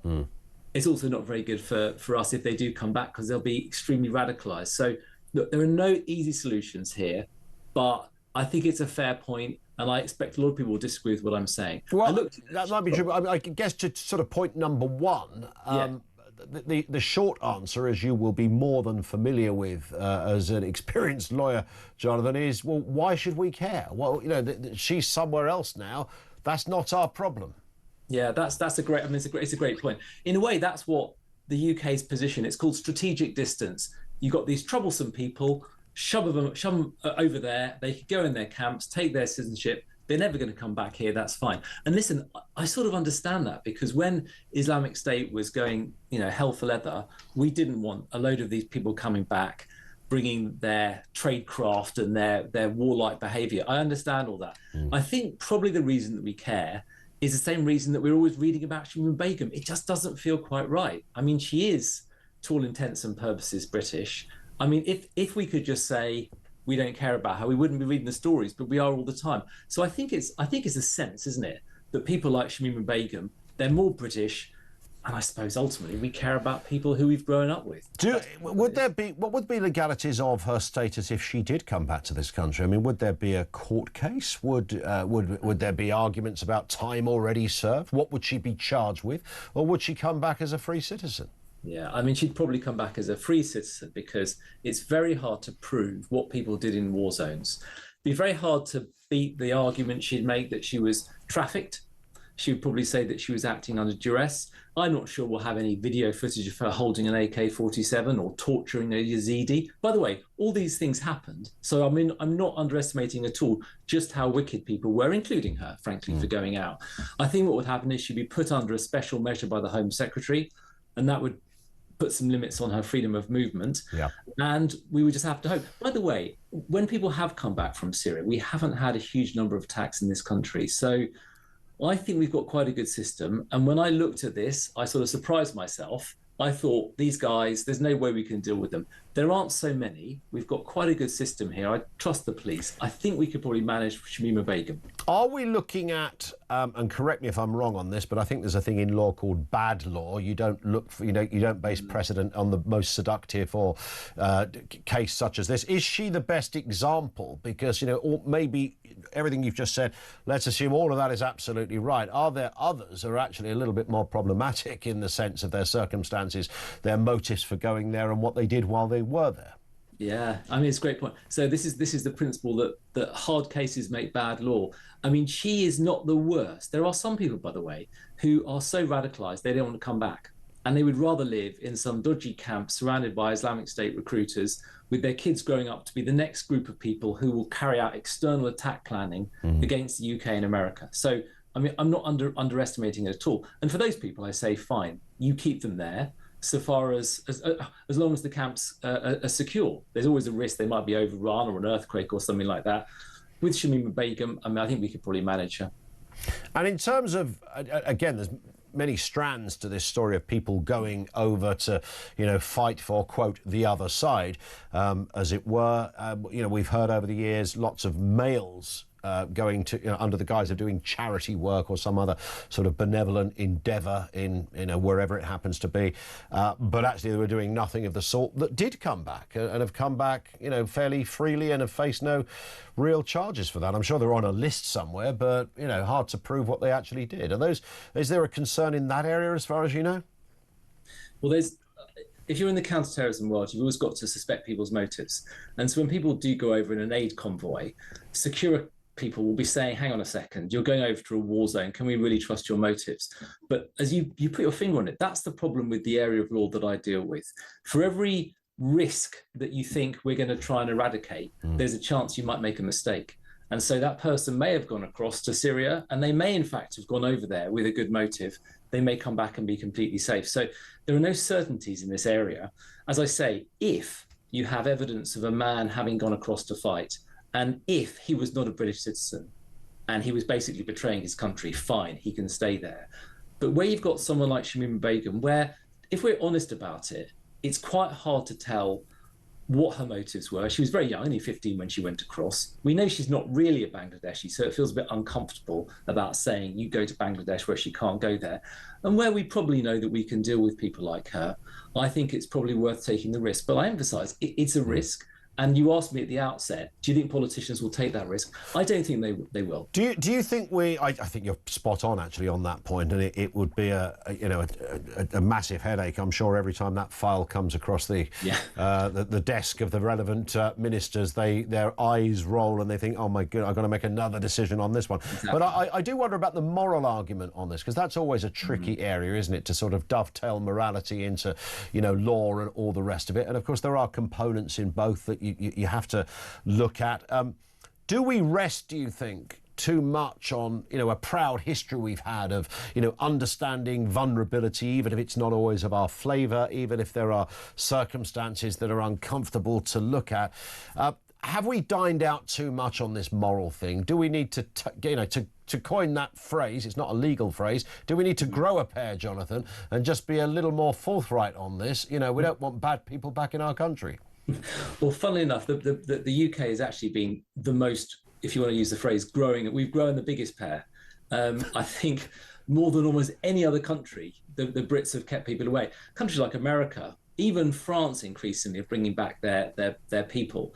And there's also a big geopolitical issue here, isn't there? The Americans are cross with the UK. They say, look, these camps, we've got Syria, we've got a new regime, we've got the Kurds in the north, we've got instability like earthquakes, we've got prison breakouts.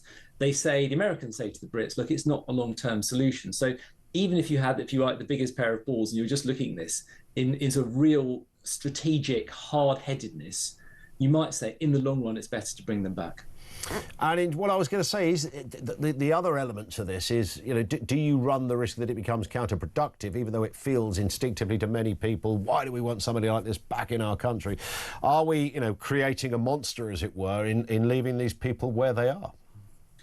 Well, I think I might sort of throw this back at you. It's interesting, isn't it? 2015, she goes across. I think it was 2016 or something that Sajid Javid, who was then the Home Secretary, said, I will not allow her back over my dead body. And we are still talking about this a decade later. Yeah. Now, there will be people who will play the Shamima Begum story and say, look, that just shows you that there are people who aren't really British. And there will be jihadi recruiters who will say to people, look, you're not really British because if you go abroad, you'll have your citizenship taken away because your parents happen to be from Pakistan or Bangladesh or whatever. So I think it can store up some sort of trouble. And just the fact it has that salience that we're still talking about it makes me worry about the use that can be made of it. And I sort of think we should do a moral response to deal with those sorts of recruiters and radicalisers. Listen, Jonathan, it's been fabulous to have you on, sir. Thank you very much indeed. Jonathan Hall, KC, independent reviewer of terrorism legislation. It's interesting. I don't know how many times over the years we've done the should Shamima Begum come back to the UK? And there is an obvious instinctive answer, and that is no. He's raising some circumstances where the best answer might actually be yes. Do you have any sympathy for her age and ignorance back then? I don't think many people do, if I'm perfectly honest. I sense that is kind of where we're at on this. I think I probably speak for almost the entire population. Let's go back to your calls. On Rachel Reeves, Mike is in Wiltshire. What have you got for us, Mike? Good afternoon. Good afternoon, Ian. I'd just like to comment on the possible tax increases coming up in the budget. I think really what the government need to do is cut back on the expenditure that they're making. Foreign aid is one. Some time ago, I remember they gave money to Singapore for some reason, and also Syria. You've got countries like Pakistan, Afghanistan. We're giving far too much of our we're actually running up a debt for our future generations to pay off. And obviously there's the immigration problem. They're tinkering around the edges on that, paying the French money that, to be honest with you, I don't think they deserve. And it's just a general mess, really, isn't it? It is a mess. It's a complete mess. And I just find it really odd that we're in this place, Mike, where we just can't work it. We seem to living in a world of things we can't solve, right? Even though we've got AI and all sorts of amazing things with tech, and your smartphone does stuff that would have looked like witchcraft a couple of years ago. We do all of that. Still does to me. and yet we can't, we just can't solve what seem like... I know they're big decisions, but that's why we hire and pay people these impressive triple six-figure salaries in these departments. Not talking about the MPs, some of the head civil servants and advisors. Somebody surely can get their head wrapped around this one. Well, I mean, that's an interesting comment you make about the civil service. Surely they can make cuts there. And in other areas as well, with all the quangos we've got. And they love a quango, don't they? Well, instead of increasing taxes to the ordinary British people, cut back on the expenditure that we don't need. I hear it. And when the usual answer that comes back on this, Mike, is, well, it's not, that bit doesn't save that much money. And you think, okay, but if you add it all together, if you find 500 or 5,000 parts of government waste. Well, you're not going to take away a bed from somebody in the NHS. You're not going to take away the blackboard from a classroom. Just stuff like you say, the quangos and all the other stuff that goes with it. I'm pretty sure if you added it all together, collectively, it's a lot of money, isn't it? It's an awful lot of money. Listen, I mean, if they do insist on increasing a tax, maybe VAT is worth looking at, because it was 22.5% years ago, and everyone would be paying a proportion of it, wouldn't they? It's a good point, actually, yeah. Although it is tricky to try and work out 22.5% when it's not a round number, but that's another story. Listen, great call, Mike. Nice to speak as well. Have an amazing weekend. Mike in Wiltshire on Rachel Reeves. Paul from Fallen London says, is your guess for real? This was the lawyer we just spoke about on Begum. He thinks we are as naive as the left is. Unbelievable. Don't allow her anywhere near this country. She was 18 when ISIS was still fighting and killing innocent people. And that's a perfectly reasonable riposte to the conversation we had. Paul, thank you very much indeed for that. 0344 499 1000. This is Talk.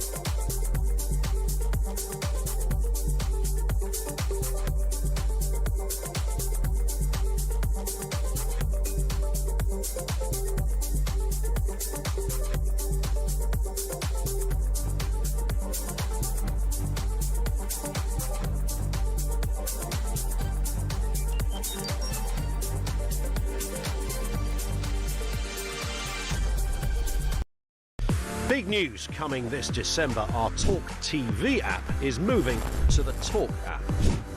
You can watch, catch up and listen to all your favourite shows and podcasts anytime, anywhere, all on the Talk app. From Monday, 1st of December, the talkTV app will no longer exist, so don't miss out. So head over to your App Store or Google Play and search Talk now.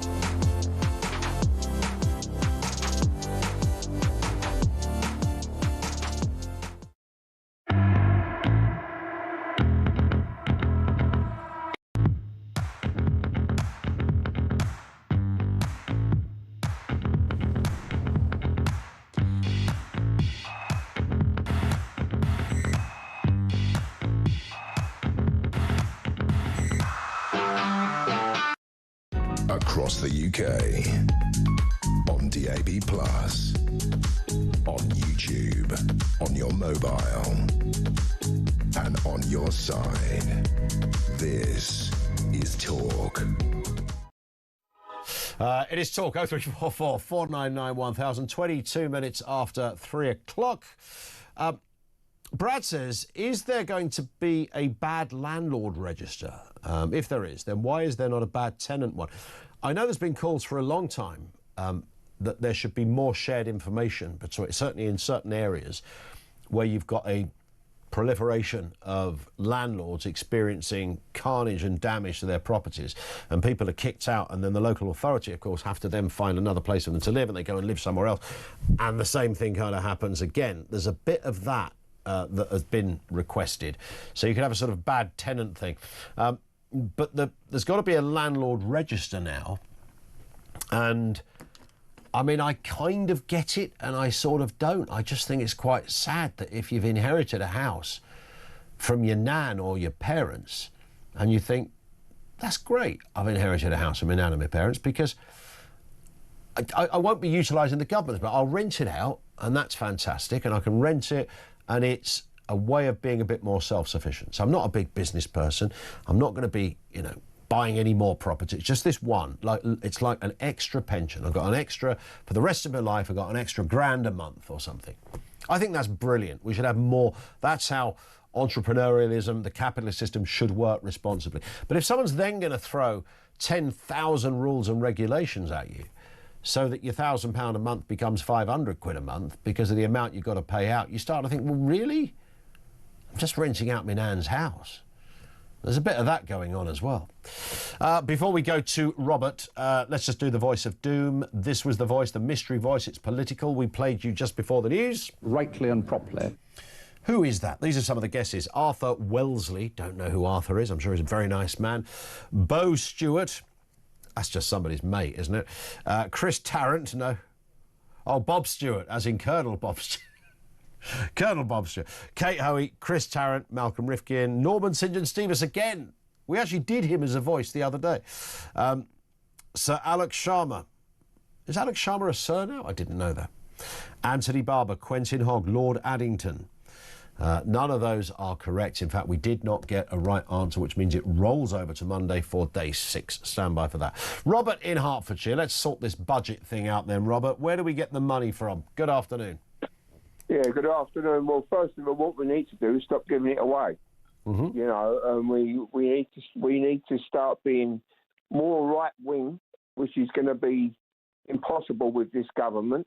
But we need to start. I mean, we're giving countries like Pakistan foreign aid, and they're a nuclear power, for God's sake. And you know, and you spoke earlier this morning. What we need to do, and that was a good idea. No more asylum claims. Don't matter whether they're, you know, they're valid or not for 5 years. We need to get our. You know, we've got a prime minister who bows down to the left in his cabinet and also the left of the backbenchers. He can't even get welfare cuts through. You know, it is. Well, I mean, it's absolutely bonkers. I mean, it makes no sense that he can't get. I mean, it wasn't even a welfare cut, was it? It was just a cut in the amount of the rise of the welfare bill. Well, what it is as well, I mean, I know I keep going on about it, but you've got this left-wing Marxism that's creeping into this country. That's the reason the young doctors are on strike, which is absolutely disgusting. And that strike started at 7:30 this morning. I wonder how many people have died as a result of it up to now. You do wonder, don't you? If you're a doctor and you're not at work, then people might die, and that's just a fact, right? There's no hyperbole or weird, skewed exaggeration there. No, and the thing is, it's because, and it's the same as, you know, Marxism. I called it, and it is Marxism. It's just that people are frightened to say the M word. Mm-hmm. But Marxism's creeping in to our universities. Yep. And it's creeping in. Now, these young doctors, they've already been infected when they was at medical school. Sure. You know, and until we stamp down on this, and the only way we can do this to save this country is to get rid of this government. Yeah. And I was on Julia's show yesterday talking, and we need to get a war cabinet. We need to get rid of them now. Now, no work waiting. If we wait 2 or 3 years, well, there won't be a country left. That's what we're going to be. We'll be just living in some kind of weird. It'd be like Dune or something, you know, that film. It would just be living in some kind of barren desert land with absolutely sod all going on. Maybe we'll just sit around fires playing old medieval instruments. I quite like that idea, Rob. Yeah, 10 green bottles sitting on a wall. Remember that old song? Gingang Gooley Gooley. Yeah, well, you'd feel like you've been kicked in the gingangoolies, wouldn't you, after all of that? Maybe there's better way, worse ways you could exist than sitting around in, doing nothing all day. Maybe having a... would you be able to drink? Would you have any things you could do that are, more recreational in our kind of dystopian world of nothingness? This government do not want free enterprise. They want a system where everybody's reliant on them. They don't care if people are made redundant. They love it. That's what they want. That's what they want. They don't want free enterprise. And sooner or later, I mean, if Starmer was here, he would just go, Robert, you're barking mad, mate. Of course I want free enterprise. Why do I want people unemployed? Well, listen, we all know the reason. They want to... It's Marxism. They want the country... They do, yes, they are far more relaxed with the idea that they orchestrate and run things, because they have that, the inner core of their political ideology is that they know something that we don't know. They're so geared up, and the best way to run things is with a bigger state, which will always be better than a smaller one, not just because, they have greater control, but they genuinely philosophically believe that a country will function better if you give more power to those at the top, those in charge. Robert, thank you very much indeed for that. Let's go to George in Dundee. On the budget, George, have you sorted this out? Good afternoon. Where do we get the money from? And I've got it. The figures are done and dusted in. Yeah. Right, we get rid of the Scottish, the Welsh Parliament, and all the mayors. That's $1.5 billion saved. It's interesting. Yeah. It's probably more than $1.5 billion, isn't it? Well, it's conservative estimates $1.5 billion, Okay. maybe 1.8. 40% tax relief on pensions to go. That's £17 billion. Why we give the highest amount of tax relief to the highest paid people has always been about face sort of thing. So get rid of that. That's $17 billion. The NHS, sickle it costing us so much money. Move to a Singapore-based system where there's a bit of MediSave, there's a wee bit of government subsidy, far, far, far better outcomes for the population. Yeah. Conservative estimates save us $20 billion. And last but not least, every Friday night on national TV, I would say Celebrity Mastermind on a pay-per-view basis, say $4.99 a fiver, and I'd have 4 contestants on it every week. Friday night, 7 o'clock, just as you're cracking open the 6-pack for a laugh.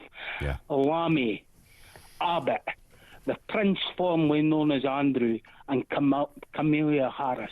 I think that would be a money-spinning, if you got 5 million viewers at a fiver a pop for a bit of a giggle on a Friday night, that's $1.3 billion for you right You've there. sorted it out, George. I mean, you've actually... I mean, you really do need the job as Chancellor, frankly. Nah, doesn't pay enough. That's a good point. Yeah, there's certainly the stress and the hassle that goes with it. Because then if you became the Chancellor, there'd be people phoning me, banging on about George the Chancellor, saying, look what he's done. Broad shoulders, Ian, I could take it. You're spot on. George, have a great weekend. Thank you for that, George in Dundee. Thank you to Tom, who says your main camera has a small technical on it. Call the engineer.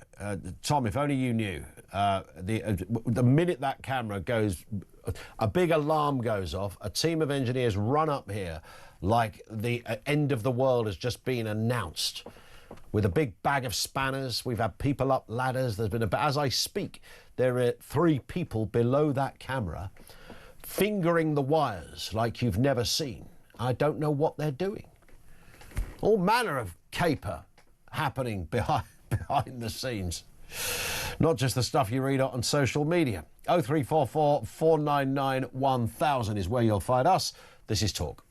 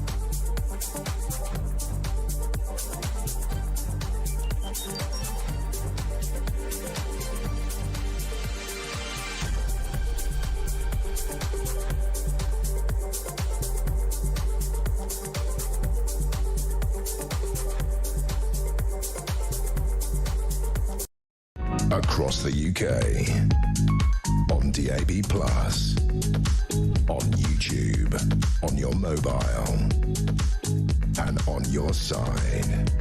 This is Talk. Oh, God. It is Talk, 25 to 4.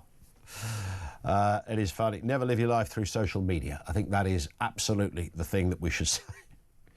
Because you do get a lot. I talk about this a lot, actually. You get a lot from. You can get a lot from social media, and it is just supremely entertaining when you're a bit bored on a train and you can just scroll through stuff that makes you giggle, or it informs you. So it does have some great uses. But when I say this often about news.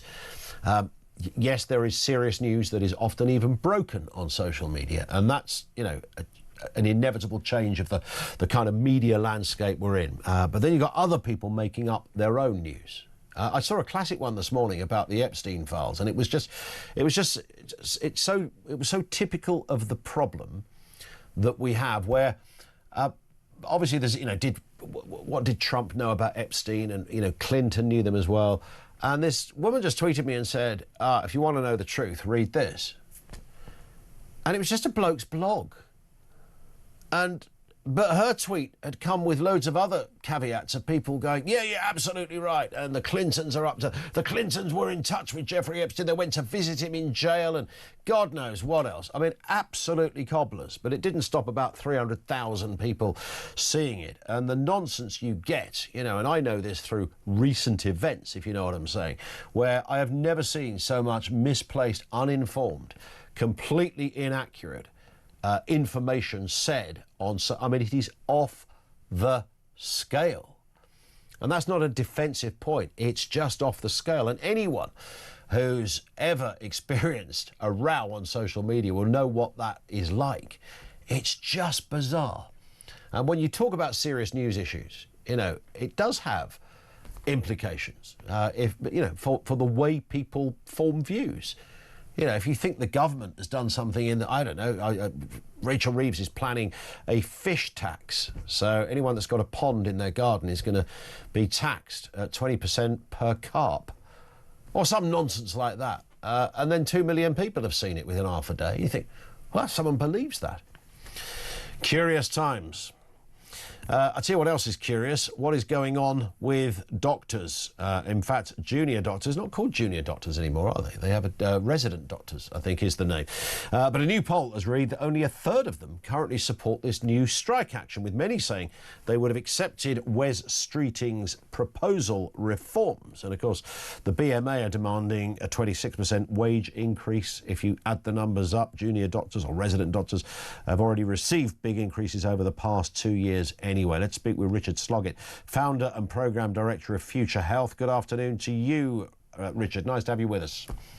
Thanks, Ian. Nice to be here. So what is the reality of all of this? I mean, this isn't unusual, is it, when there's a strike? You often find that actually it's only a small amount of people that, whether it's the miners or the doctors, in this case we're talking health. It seems fairly standard fare that you discover that actually most members are not in support, but the ones that are have crossed the threshold to allow a strike to go ahead.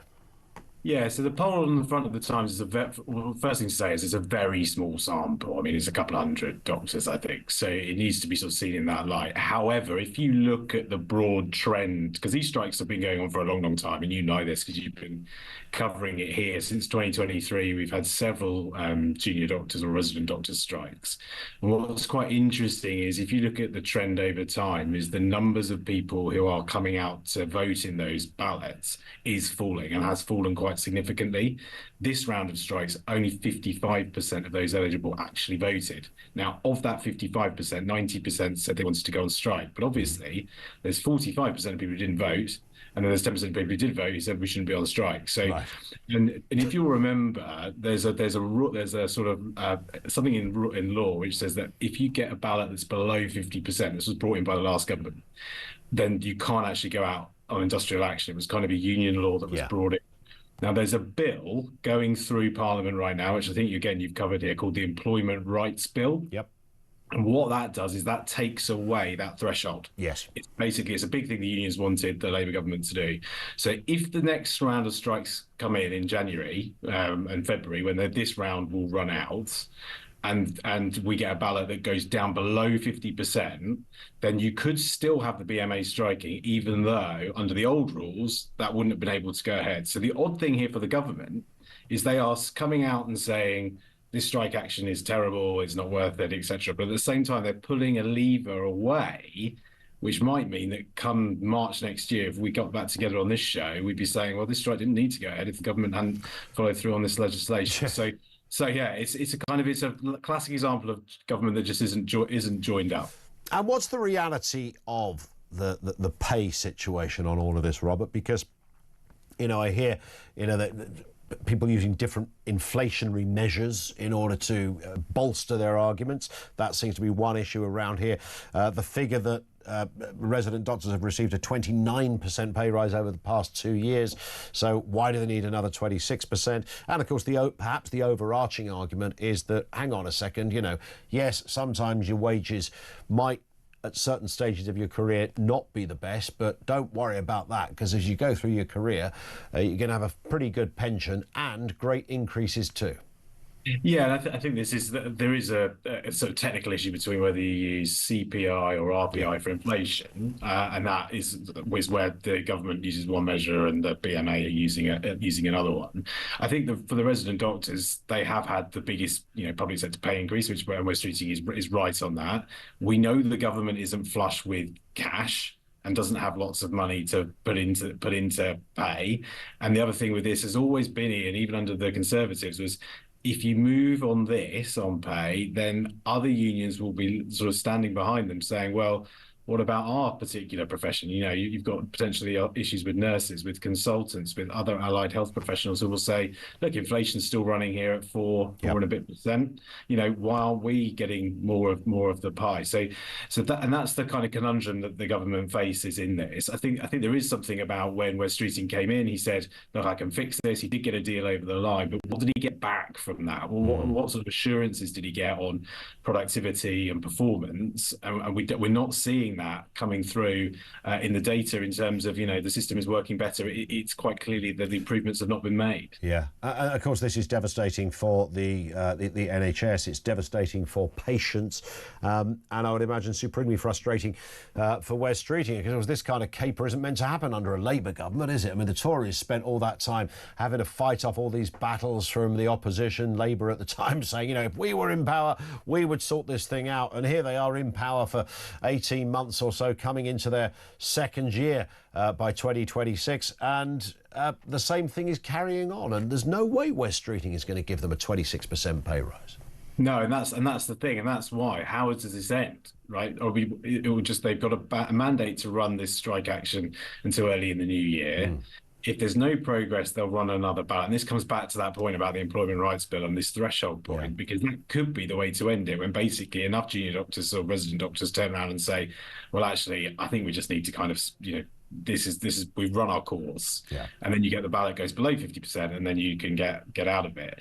The other thing I think that's worth flagging here is the NHS is such an important issue for Labour. It's like their number one issue of importance. They can get the NHS working, they might be able to recover a bit more in the polls. But if you look, we've got some polling data out today which asks the public, 2,000 voters, what do you think of the NHS in the last 6 months? Has it got better or has it got worse? The number of people who say it's got better, 9%.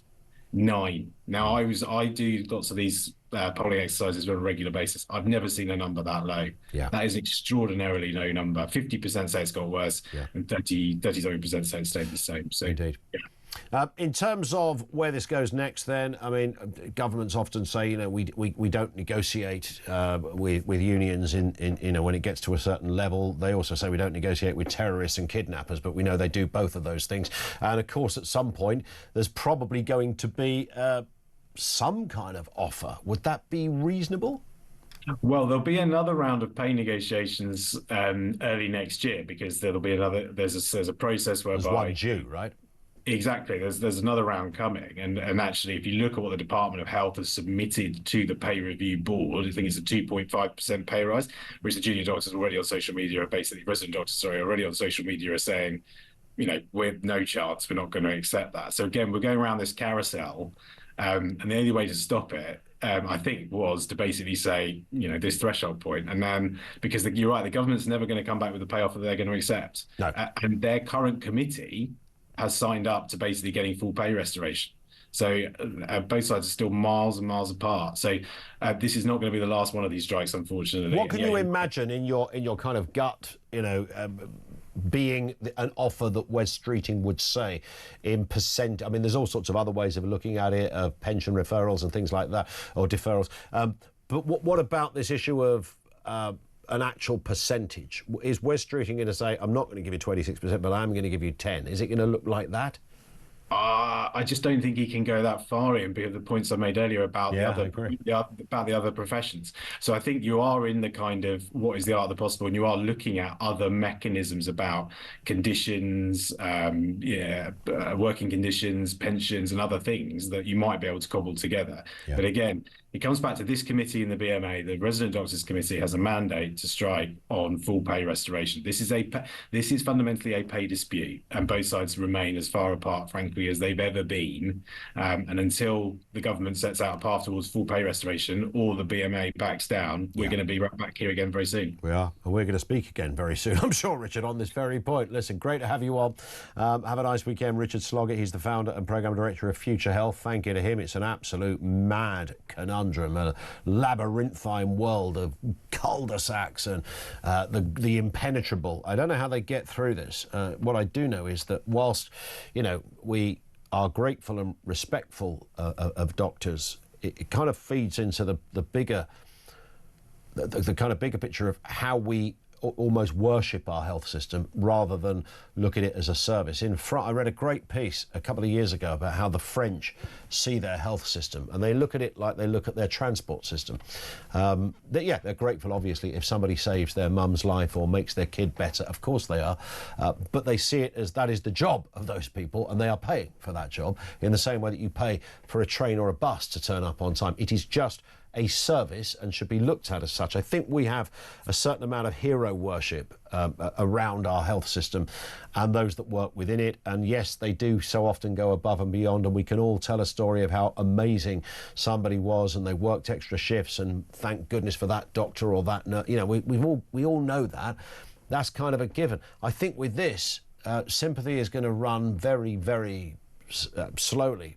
And in the shallow end of things as well, for doctors looking for that kind of pay rise, despite they've already had a couple of years ago a big stonking pay rise too.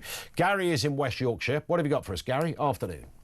Hello, Ian. Hi, It's just about the tax rises. Yeah, where do we get the money from, Gary? Where's it going to come from? What do we sell? What do we do?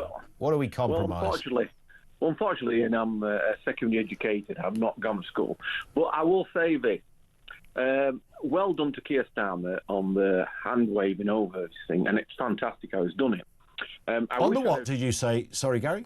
Well done on the hand waving over what he's just done. Oh, I see. What I mean by that is right. Right. First of all, he never planned on. For me, this is how I see it. I wish I'd have phoned up last week and told you this, because I already saw it.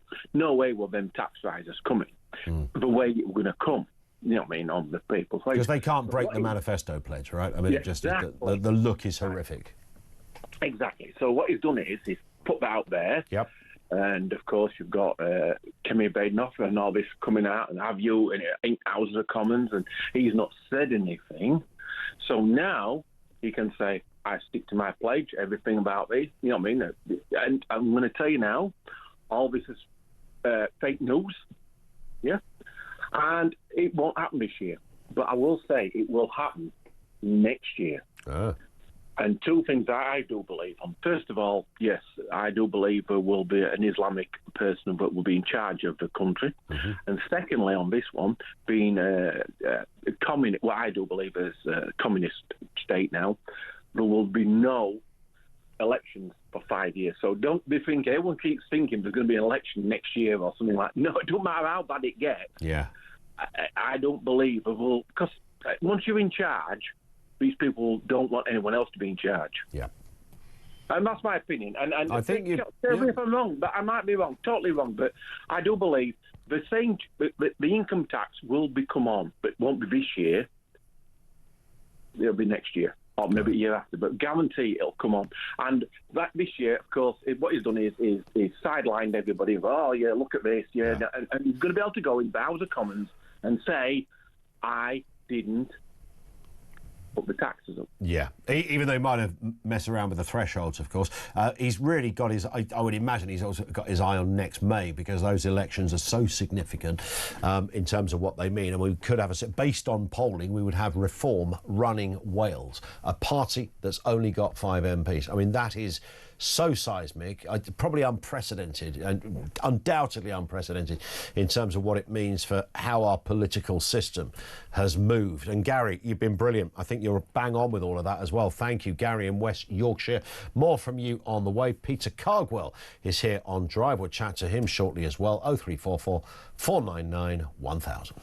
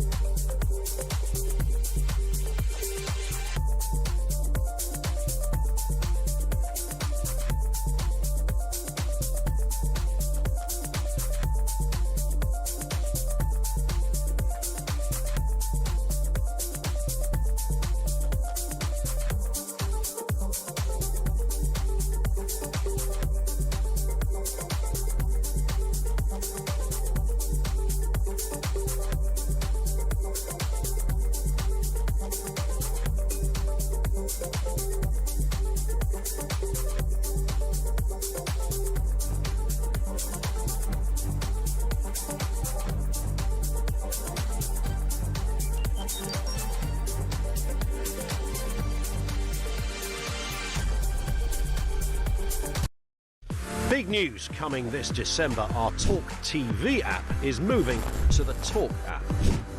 You can watch, catch up and listen to all your favourite shows and podcasts anytime, anywhere, all on the Talk app. From Monday, 1st of December, the talkTV app will no longer exist, so don't miss out. So head over to your App Store or Google Play and search Talk now.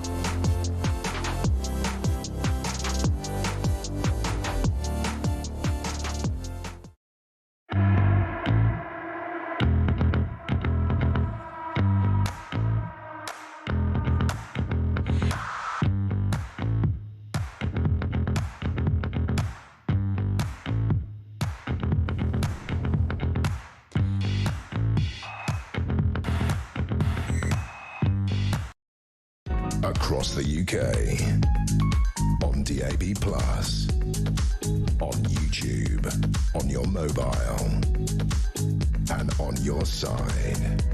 This is talk.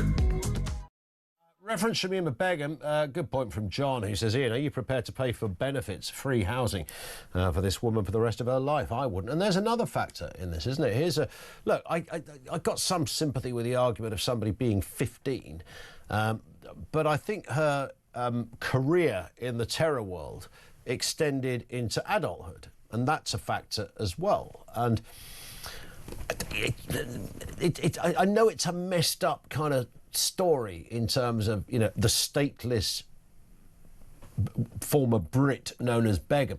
But I think we still come back to the, you know, this is no longer our problem. The argument seems, the strongest argument seems to be if you leave her at a camp with other kind of like-minded people, you create more terrorism. I'm not sure that's always the only way that we view a story like this when trying to find the right opinion to come out with. Mark's in Lincolnshire on Boomerang Rach, our Chancellor. Mark, where do we get the money from? How are you doing? Hiya there, Mark. I was going to repeat my own bloody name. Oh, it's a classic blunder. I love it. Go on, fire away. What have you got for us? Oh, dear. I've got a really radical proposal that will fill the black hole and probably the black hole in space as well. Nice. It's not so nice for you, to be honest, Ian, because it's something I'm calling vamped, which is value-added media tax. Yeah, value-added media tax, Ian. Okay. What this is people like yourself, presenters particularly on TV stations, yeah, you know, across the spectrum. Okay. You know, basically they pay double the income tax that they currently pay. Mm-hmm. I think this will fill every black hole known to man. I tell you what, I've worked with a lot of people who have definitely been paid over the top of their talents and their audience reach, that's for sure. I mean, and I've worked with many who've been paid under for that reason. Well, I'm sure you have, Ian. Yeah. On a more serious note, if she's going to lower the threshold on income tax, yeah, surely won't this then create a problem? Because what you end up doing is affecting the lowest paid, aren't you, really? So surely you're going to have a situation where some of those people are then going to go, well, there's no point in this, I'll now just go on benefits. Yeah. You know, so you're actually potentially going to be causing, you know, more expense. So I think that's a particular concern. But is there another reality, Mark, that is far more straightforward but brutal, and that is that, and I hate to say this because I'm a low-tax kind of junkie, because I think that's how, you know, the world works best. In terms of basic income tax, there's loads of other taxes out there. In fact, you know, we talk about the main ones, but other taxes form a huge part of the total pot. Do we not just have to put everybody's taxes up? Whatever threshold you're in, whatever band you're in, it's all going to go up by 1 or 2p. Get used to it. We've got to pay for stuff. I'd prefer to go down the route of cutting back on things. I agree with that as well. You could do both. Yeah, you could do both. We shouldn't be paying, you know, foreigners benefits. We shouldn't be doing no foreign national should be getting benefits. People who've come from other countries legitimately and work and contribute, that's fine, but no foreign national who's just pitched up should be getting benefits. I agree. Mark, I've got to move because Peter Cardwell is going to commit an act of violence on me if I don't speak to him next. Thank you to Mark in Lincolnshire. It's all very well the silent assassin that is Cardwell, looking peaceful, but skulking in. There's a ninja underneath that Northern Irish calm veneer. Well, feel free to tell me if you ever find the ninja. Okay. Something that's also perhaps numbers. Something that's also perhaps lacking is Rachel Reeves's political judgment. This is so unfair. I mean, people say there's a Westminster Village story, and then they say, you know, chaos in the leadership, and we might do income tax, and we might not. There are loads of people out there, loads of businesses out there, loads of people on low incomes who are thinking, if income tax goes up, that's going to seriously affect the way I live. There are loads of pensioners who are saying this is going to seriously affect the way I live if they maybe reduce national insurance and increase income tax. And now she's decided, oh, actually, we're not going to do it after all. Absolute chaos. Otherwise, there's chaos as well in your party. Adnan Hussein, one of the